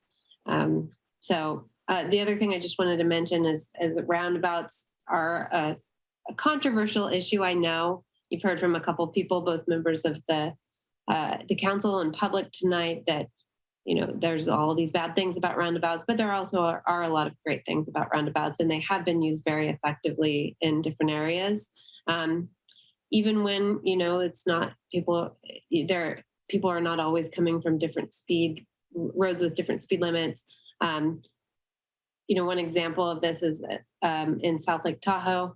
There was a very large intersection at Highway 50 and 89 that was replaced with a roundabout, multi-lane roundabout. It's a little bit different, but it's been very successful. And I just read that South Lake Tahoe is going to actually be putting in another one at Pioneer Trail. So, and there are also examples of in Truckee. I think anyone can find examples to support their argument, but you know, I'm really looking forward actually to the study that is going to explore the idea of roundabouts in Moss Beach, because personally, I think that they will be a huge benefit to the community, that it won't slow people down other than just very temporarily to get, around the roundabout, but it will actually speed up, especially those of us who live on in the community and need to turn left out onto the highway all the time. So I'm happy to see that. I agree with Greg. I think we can highlight what we like if we can come to consensus on that with this plan, and express issues with the things that we don't like. However, I'm a little skeptical that we've expressed this multiple times and the plan has been amended, and I think they have really reflected our concerns. But some of the things we've said have not been incorporated fully. So I'm open to this process. I'm looking forward to seeing the letter that gets put together and talking about that at the next meeting. Thank you. Len. I guess I just really have two major comments. One relates to, I'll just refer to it as the project initiation study for the Moss Beach corridor. It's no small deal that has been funded. It's a large project that will be led by the TA, the County Transit Authority. Chanda will be the project sort of manager supporting the Midcoast as a component of it. And it is intended to come up with, and it's basically within a Caltrans process, to deal with both the issues of what kind of control at any go at those three intersections, as well as the possibility of an underground tunnel as well. So, and it's intended to complete in late 2023 with the funding there. So for that particular area, that's the large game in town. I think we should recognize that and note what's, that they will reach out to the community and consider it a major fact of life in that area. The second is, I would really like this study, however many hundreds of pages it is, to have basically a community executive summary that really, in not much more than one page, lists the major projects going on Highway 1 that are of importance relating to both car traffic and other items. So what I intend to do as an effort is to draft that particular document. It covers things we're talking about here, but I would like to be the first page of this, because ultimately I feel the purpose of this is to support the goals of people on the highway. As Dave pointed out, the primary goal, one, was to have visitors able to get here, but it's for everybody. So those are, in terms of, going about roundabouts or not, under tunnels or not, that study will deal with it. And it will come up in due time, and I think they have good project management for it. But I really would like the study to open with something that's our community summary of these key wants. And so I'm looking to attempt to draft that in 1 and 1.5 pages or less. Thank you. Dan, you stated 4 strong points. Did you want to add anything to what you said before? Yes. I just want to say that I feel it's unfortunate the timing of all this. With the holidays, the COVID, I know 6 people that have COVID right now. Families are, just really affected by this. And I believe that this is likely one of the reasons why we've had such a low community input tonight. So I really think that it's unfortunate. This timing is really bad. I'm also waiting to hear any other council member acknowledge that the studies say that there will be more lower speed accidents in roundabouts. I didn't hear anybody comment on that. I found it well documented when I researched. I'll be happy to speak to that after you're done.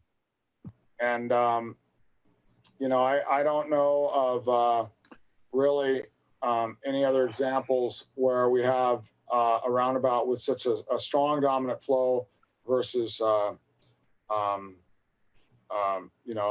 lower side inputs. And yeah, I really love this country road we have, and I'm really wanting to protect, to see that it works, it flows, and it still looks beautiful. Concerned with a lot of the infrastructure that's planned, flashing lights,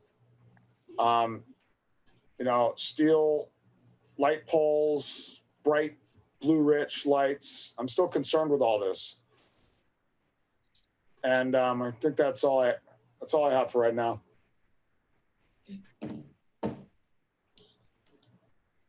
I think what I would say myself is I don't have a lot to add. I'll probably be giving Dave some feedback as well. But the biggest thing that stands out for me is, yes, this has been going on for a long time. We're all really, very tired. But I think what's really going to be important going down the road, so to speak, is that we keep an eye on what happens from here on. This is not the end of the decision making or the planning, and this is only the beginning of what we need to pay attention to for the future. So I'm sort of thinking, well, this is a step on the road to having a full plan for the highway, and that it's going to be up to us to kind of monitor what else is going to be proposed and to propose things ourselves. That this is just one step. It's going to take eternal vigilance.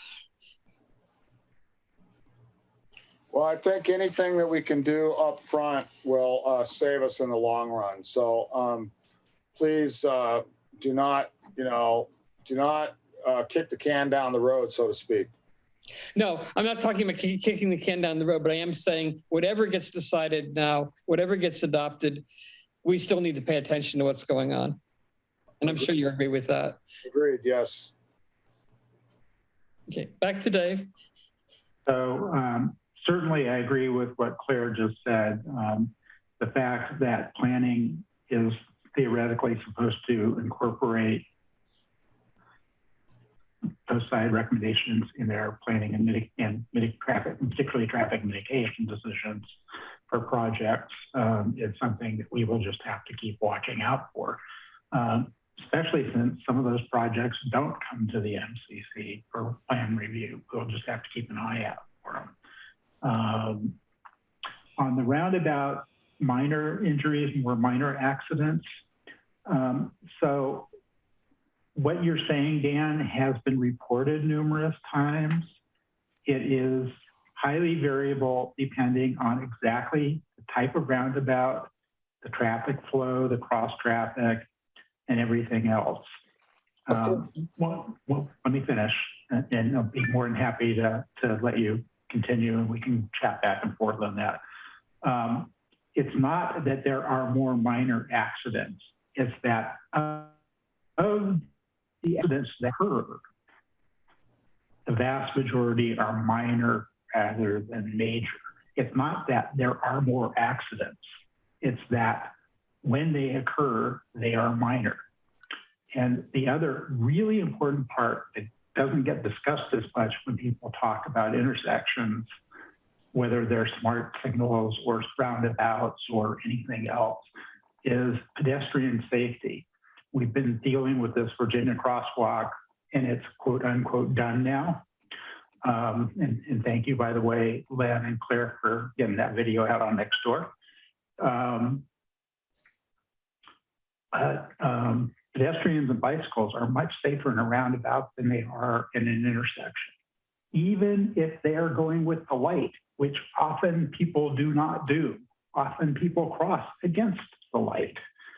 And so there's still more is at signalized intersections than at roundabouts. And this is substantiated worldwide and including in the US. That is not to say there's no fatalities, no major accidents, incidents, and injuries. It's that there's fewer of them. Go ahead, Dan. You're on mute. You just listed, thank you. You just listened, you listed a number of reasons that support the safety of pedestrian underpasses. And as far as the number of accidents, I don't know that I agree with everything you said there. The key point here with our highway is that if there is a low speed accident in a roundabout, it would completely stop traffic because it's just it's going to be a one lane roundabout. It would potentially, 100% block the flow on a regular basis. A lot of people are not familiar with, again, yes, they work in certain circumstances. No argument. I would support them 100% in the right location. But being on this dominant highway, I think that it's a big mistake. And I think that we have a potential of having a train wreck of traffic on Highway 1 as a result. So I think that there's very, very little doubt that we'll say there's both council and community disagreement about roundabouts versus signalized intersections. As one of the major drafters, I will say I am absolutely going to put that in there. The issue, Dan, is that with minor accidents, the cars don't stop in the roundabout. They continue out of it and pull over. You don't know that. You don't know that. Dan, look at the statistics. That is, in fact, what happens. And not just in other parts of the United States and other parts of the world. There are plenty of California state highway roundabouts in operation in California now. And that is what the data shows. Can I say there will never be a roundabout block? No, of course not. But they're rare. They're much rarer than even rear enders at signals, which happen all the time. And do people just stop and not let any traffic through the signal? Oh, no, not run through the intersection, pull over. They'll do the same thing in roundabouts. But there's going to clearly be a statement in this letter that there's disagreement about roundabouts, which will not surprise anybody. Yeah, and there are, by the way, there's an almost identical situation roundabout in Fort Bragg, which is a heavily tourist community during the weekend and non-tourist during the week, except during the summer, same as us, and it works quite well. I've driven it many times. It's not apples and apples to our situation, though. And it's very, very similar. Yeah, I disagree. I'd like to take about another 10 more minutes on this topic and then move on, if that works for everybody. Okay, so let me, instead of responding to other people, speak to my priorities. So my priorities on Connect the Coast side are, I quite honestly don't care about 95% of it because I don't think it matters much. Sorry, everybody. And sorry to support what Chris is saying. But the other 5% I think is important. The 5% that I think is really, really important is stopping large built out of the coast. And there's nothing in Connect the Coast side that will accomplish that. So I think some program to retire lots before they are developed is an absolute requirement for this document. And they have basically dropped that completely from the document, which in my opinion means it doesn't comply with what the Coastal Commission required, but you could say they examined it and decided against it. And that's really what was required, was an analysis, not an action plan. That's pretty much what I want to put in there. I'm not a huge fan of the delay index. despite my defending it at many, many meetings. But on the other hand, I don't think it's a big downside. I don't think it's a huge upside. So I'm not going to bother to comment on that on my behalf. If other people want to comment on it, that's fine. Parking sort of got short shrift in this, but it is in Connecticut Coast side. Very few people talk about it. I do think that we need to put a comment in there that yes, off Highway 1 parking is actually pretty darn important, and it should be part of the mitigation for future development. That's it.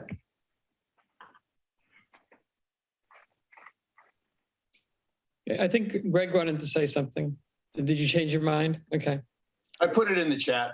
There's no point in debating it. We're going to have a study on it anyway. Okay. Well, unless there's something else that somebody wants to add urgently, I think we can stop this particular topic. And I would really urge everyone, please, not only send comments to the group that's writing this letter, but as soon as the letter is posted, and Dave, would you please send us an email saying it's posted, just to remind us? Absolutely.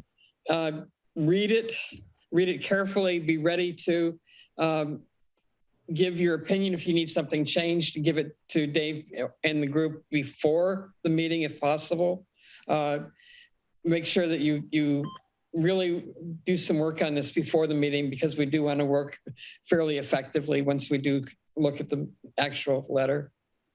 And Claire, we did promise we'd get back to Rob after the council comments. Oh, Rob, yes, I'm sorry. Something to say too. Yeah. Go ahead, Rob. Rob? Fran's hand's also up. I know, but I'm asking Rob to speak at the moment. All right, yeah. So I'm just going to go over what I put in the chat as comment R5. I suggest the concept of overcrossings. Well, let me start at the beginning here. R4. I propose a feasibility study be conducted and ideally a conceptual plan regarding the installation of a pedestrian tunnel underpass in Moss Beach. Taking a look at the concept now could provide useful input into any planned future design features of Moss Beach. So that is, as you're planning these other short-term improvements, there may be things you should consider if the idea of an underpass moves forward, utilities, who knows what. At the least, I think there should be comments from the county or state design personnel regarding the concept added to the report, or whoever might do that, somebody that would at least address the issue, give it a paragraph or two and say why it's why they think it's not a good thing or should be looked at. Comment R5 just kind of extended that. I suggest the concepts of overcrossing and underpass be compared and contrasted in the COSA report. If the engineering issues are dealt with, I think an underpass would be the safest and most effective way for pedestrian and bikes to cross Highway 1 in the Moss Beach area. It's obviously a long-range idea. An underpass could be located much closer, this is kind of clumsy language, much closer to where people want to cross.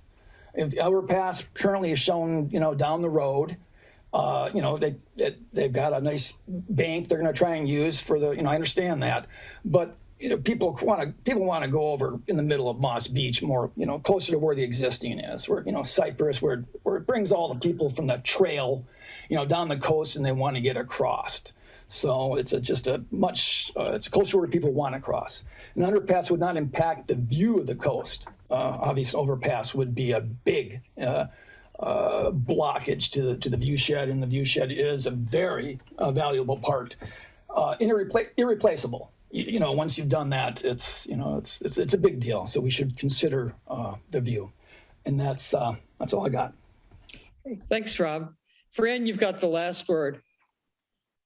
Hi, I have a couple of questions actually. Well, I know this has been going on, 20, 30 years?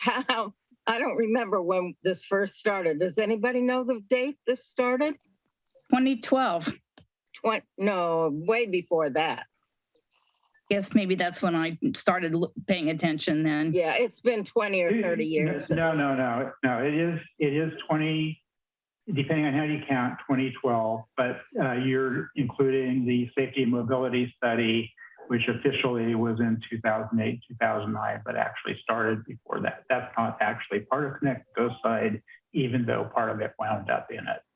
Well, I remember looking at big maps, working on them at Fairlawn View School many years ago. That was the safety and mobility study.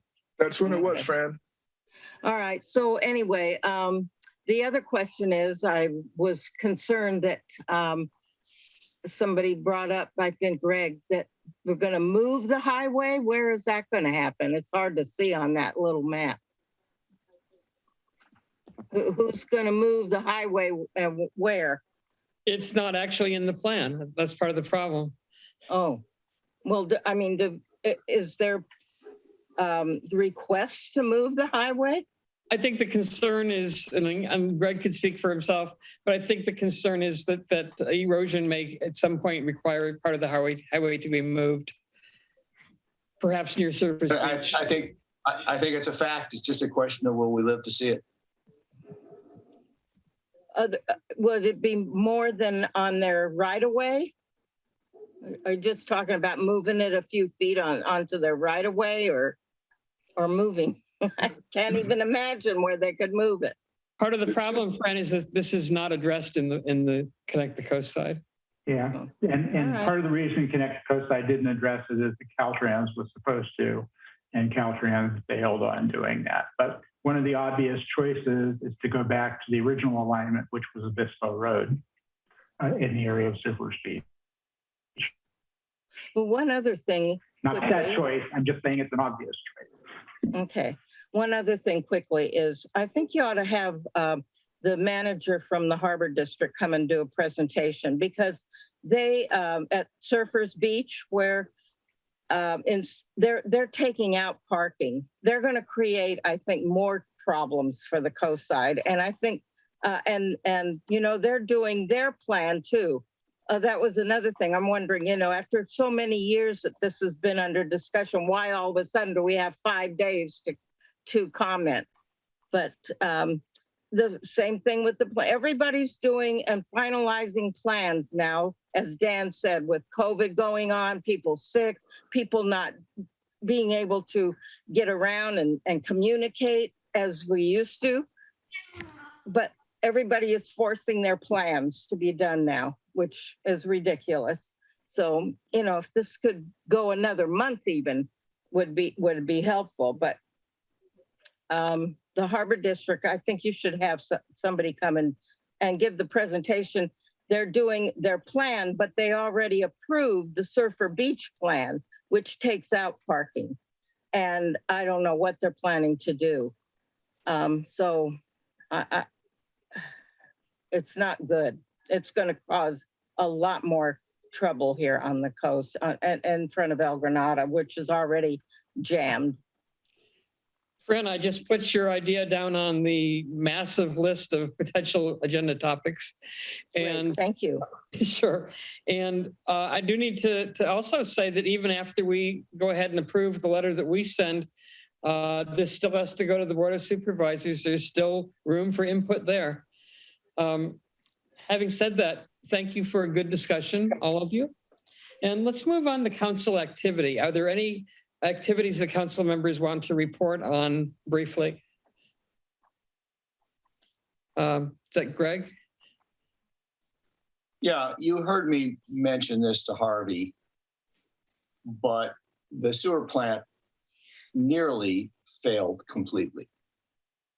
If the flooding had gotten into the electrical building, the entire operation of the sewer plant would have ground to a standstill, and I don't know how many millions of dollars it would have cost and what the fines would be.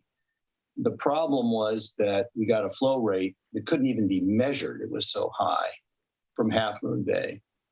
And this, of course, relates to the lawsuit where they don't want to pay for the intertie pipeline system. They said it didn't get any benefit. In fact, the intertie pipeline system saved the plant. So Half Moon Bay has no wet weather storage of its own. It's time for it to add it. I would like the council to write a letter requesting it.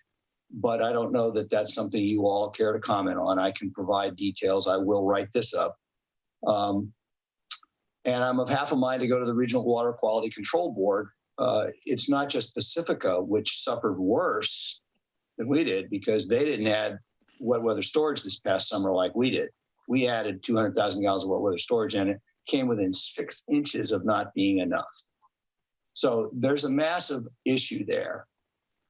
And there is also an issue that the SAM board can't agree on the program to control the excess pollutants, which are costing us ratepayers between $1 and $2 million. Right now, the proposal is for the foxes to guard the hen house by having the individual agencies that have commercial businesses institute and control the program to monitor the pollutants by their clients. That's problematic in my mind. I don't know what the Regional Water Quality Control Board is going to say, but they are all over SAM about the fact they still have not adopted the program they started talking about 4 months ago. So, I just encourage you all to be aware of it. I've asked it now here in public that we actually potentially write a letter because this is serious stuff. And it leads to one more thing that is also going to be serious. We should suspend all new connections, whether they're hotels, ADUs, new development, Greg, anything. Getting into opinion rather than report. It is opinion. It is opinion. Am I not allowed to report opinion? No. Okay. You can take base. I didn't say that. I don't mean to be that dogmatic, but this is basically a time to say what meetings and other activities you've attended and give a quick synopsis. We can talk later in possible agenda topics about that.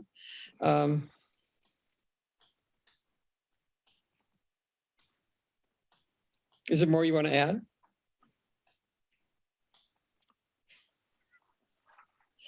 Okay, who else has activity they want to report on? I have my hand up. Go ahead, whoever it was.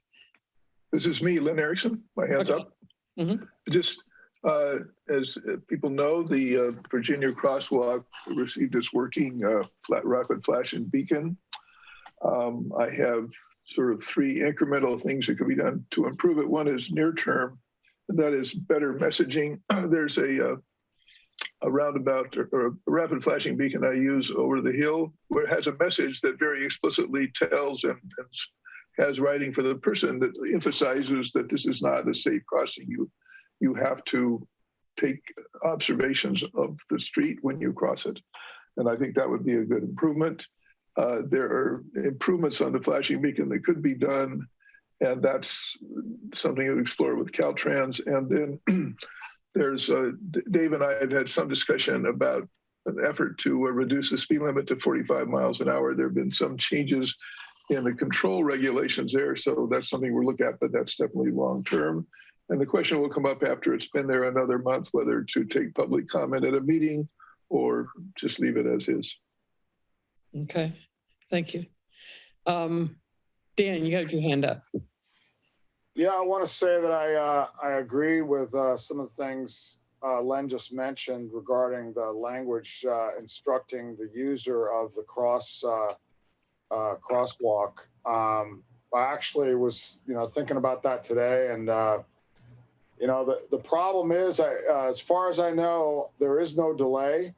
So you could have a platoon of 20 cars coming in each direction with the lead car, 25 feet away, and then a pedestrian could hit the button and then stop these large groups of cars, potentially having a potential for rear-ending and all. But for a flow, historically, a pedestrian would stand and wait a little bit for at least a reasonable amount of time to wait till there's a little bit of a break in traffic, instead of causing a kind of a slam on the brake incident. So yes, I'd like to build on that. That I think Lynn almost suggested that there should be some, and this ties into modern smart traffic signals, is that there should be, in my opinion, a delay in which if the road senses that there's a lot of car movement, that it wouldn't immediately start flashing. It would delay a little bit and then give the pedestrian signal to wait just a moment. And then when the right time. So this is an agenda item, not an activities report. Okay, well, I did actively test the signal, and it seemed to me that it was immediate. There was no delay. It immediately went to flashing, which, as I said, I believe could be problematic and could be improved. How it's improved, we could discuss later. There was one other that I came over to the Medio Creek. I know that Lena reported a little bit, but I saw some equipment. Apparently they broke up the concrete, the old foundation of the old bridge, and they kind of basically used it as riprap, used the pieces of the fallen foundation, broke it up and used those pieces as riprap to line up. It looks like there's a ramp for an excavator to drive down. I don't know if they went all the way down to the bed of the creek or not, but certainly. They did. Yeah, they had to clear the mouth of the creek. Well, they can reach pretty far with. I didn't see tracks on the bed, but they went down. There's pictures on Nextdoor of them down there. Oh, okay. And it's very massive rearrangement. Yeah. Well, hopefully that's a temporary. Of course, we understand it's needed temporarily, but hopefully, all that stuff is, will be, will be addressed with a greater plan of the fix. I'm sure that's the idea. We'll keep an eye on that one too. Anything else? Activity? Let me just tell you what's scheduled for agendas, and then we can entertain comments that people have. But to start off with, we have the 25th of January is the RCD listening session, which we are jointly sponsoring. The 26th is a regular MCC meeting at which we will consider the Connect the Coast Side comments and comments from the council on the off-leash dog walking proposals for Quarry Parks and Pillar Point Bluff. The 2nd of February, we'll have our annual planning retreat in the morning. It starts to start at 9 and is scheduled to stop at noon. Claire, was the 5th, I believe. I'm sorry. It's the 5th. It's a Saturday. It starts at 9. I think there was some hope expressed that it would be over at noon. We've got a lot to do. If we're lucky, we'll get out at noon, but I think maybe 1 might be more realistic. The 9th is our next regular meeting, and we do have a brief presentation from RCD about the first flush program scheduled, but there's room for more things. The 23rd is also a regular meeting, and there will be a brief presentation from Mid-Peninsula Regional Open Space about Parisima Creek open space projects, but there's also room for more things there as well. So that's what I have. I don't know about what other things other people feel they would like to see on the agenda. Go ahead. Well, so you heard my opinion before. The question is, does the council believe that the MCC has a role in expressing opinions about the operations of other agencies like water and sewer?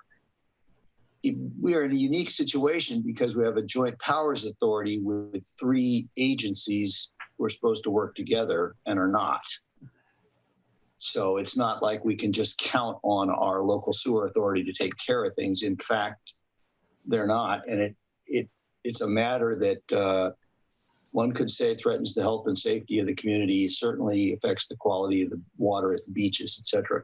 So I'll leave it open to the council whether you think it's worth having a presentation by somebody like from Sam on what happened, what needs to be done, getting involved in that or not.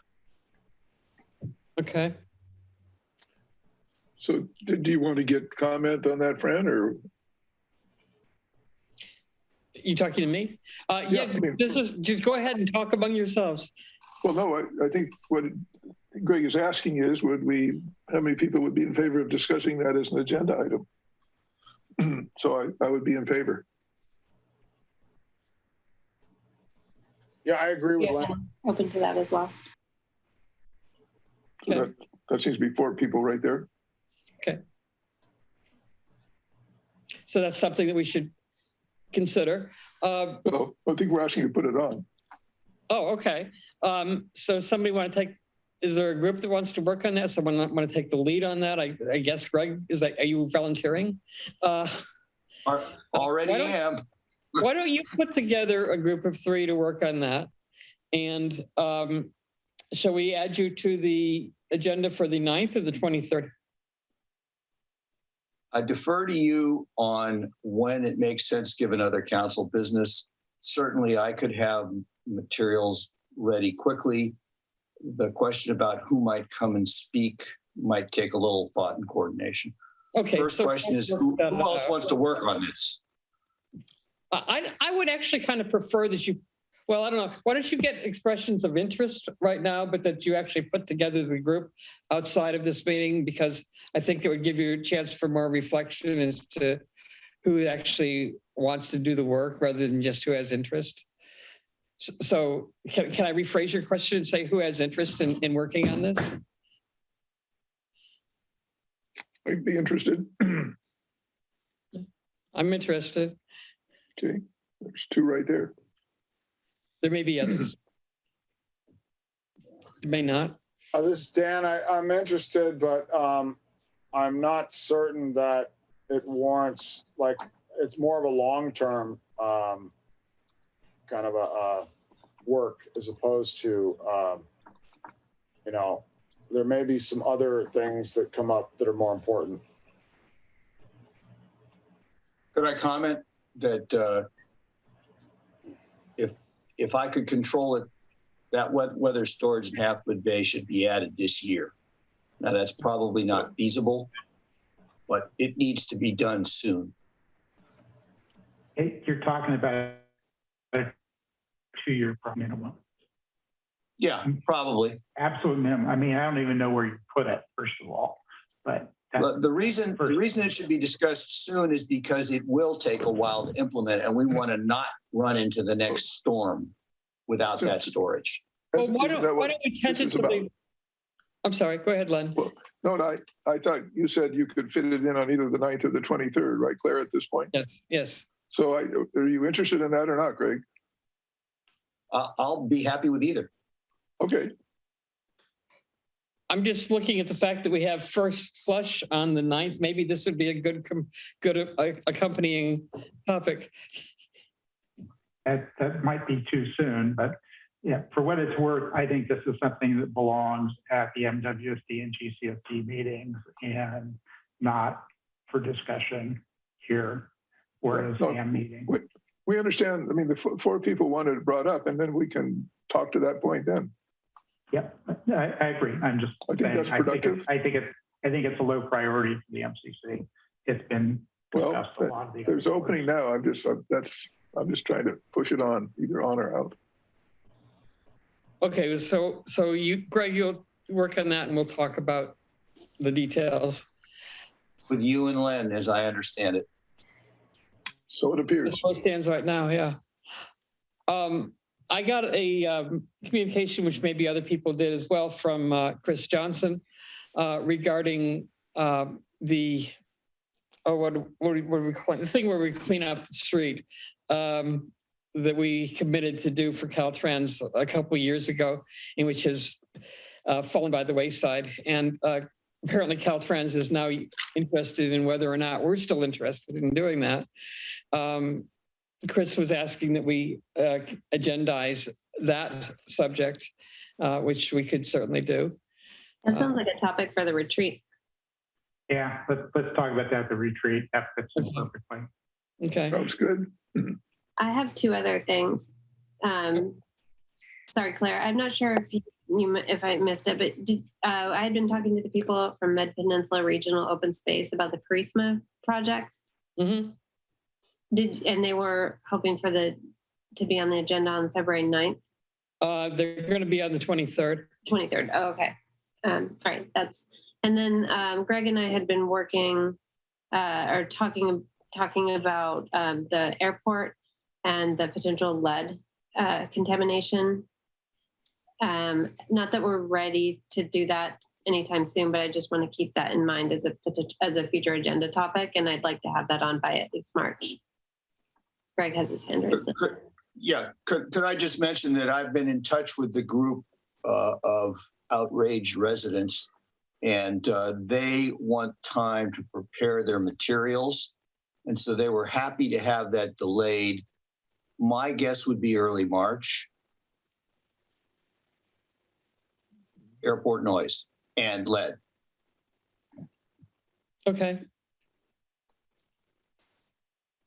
Sounds good. Is that enough for right now? I think when we have the retreat, we'll probably talk a little bit more about a more exhaustive list of things that we want to make sure we deal with this year. But this sounds like at least a start. Okay. One thing that the community should probably hear is that at least some of us are likely to not be running for re-election at the November election, and therefore we want to see how he operates. The retreat, although it's sort of obnoxious for non-members to attend on a Saturday morning, is a good time to see what the MCC does. Because there's a lot of discussion, and it will be Zoom and it will be taped, videoed, so you can watch it after if you're at all interested in representing your community. Dave, if I could piggyback on that, Montara Water and Sanitary District has a series on community leadership and involvement. They've had one session. They have another one coming up, and I don't see the date, but it's soon. So if we could post it, January 19th, 2022, 6:30 to 8:30 p.m., a session on elected community service academy is being held in the Montara Water and Sanitary District website. So maybe I'll try and get a link and put it into the chat as further education for the community. And if I could self-promote, I will just say that so much of our country is run by people who volunteer for community service on school boards, water boards, voter boards, you name it. And it's really important that we get more qualified people to join the MCC. Thanks. And I think the program that's being put on by the sewer district is really valuable. It's not as intimidating to run for office as it may look. I mean, just look at us. And highly recommend checking this program out. It's really worthwhile. Claire, a date check here. I see this. We talked about the retreat on the 2nd of February? 5th. 5th, okay. That's showed up as 2nd in the transcript. Thank you. Okay. Do I have a motion to adjourn? Move we adjourn? Second. I'm going to call the roll. Michelle? Yes. Jill? Maybe gone. Dan? Yes. Dave? Yes. Greg? Yes. Claire? Yes. Me, yes. 6-0. Yeah, Jill texted me to say she got kicked off, I guess, 20 minutes or so ago. Okay, we'll assume she's more than 2. Okay, thanks. Well, thank you very much. Good night, everyone. Good night.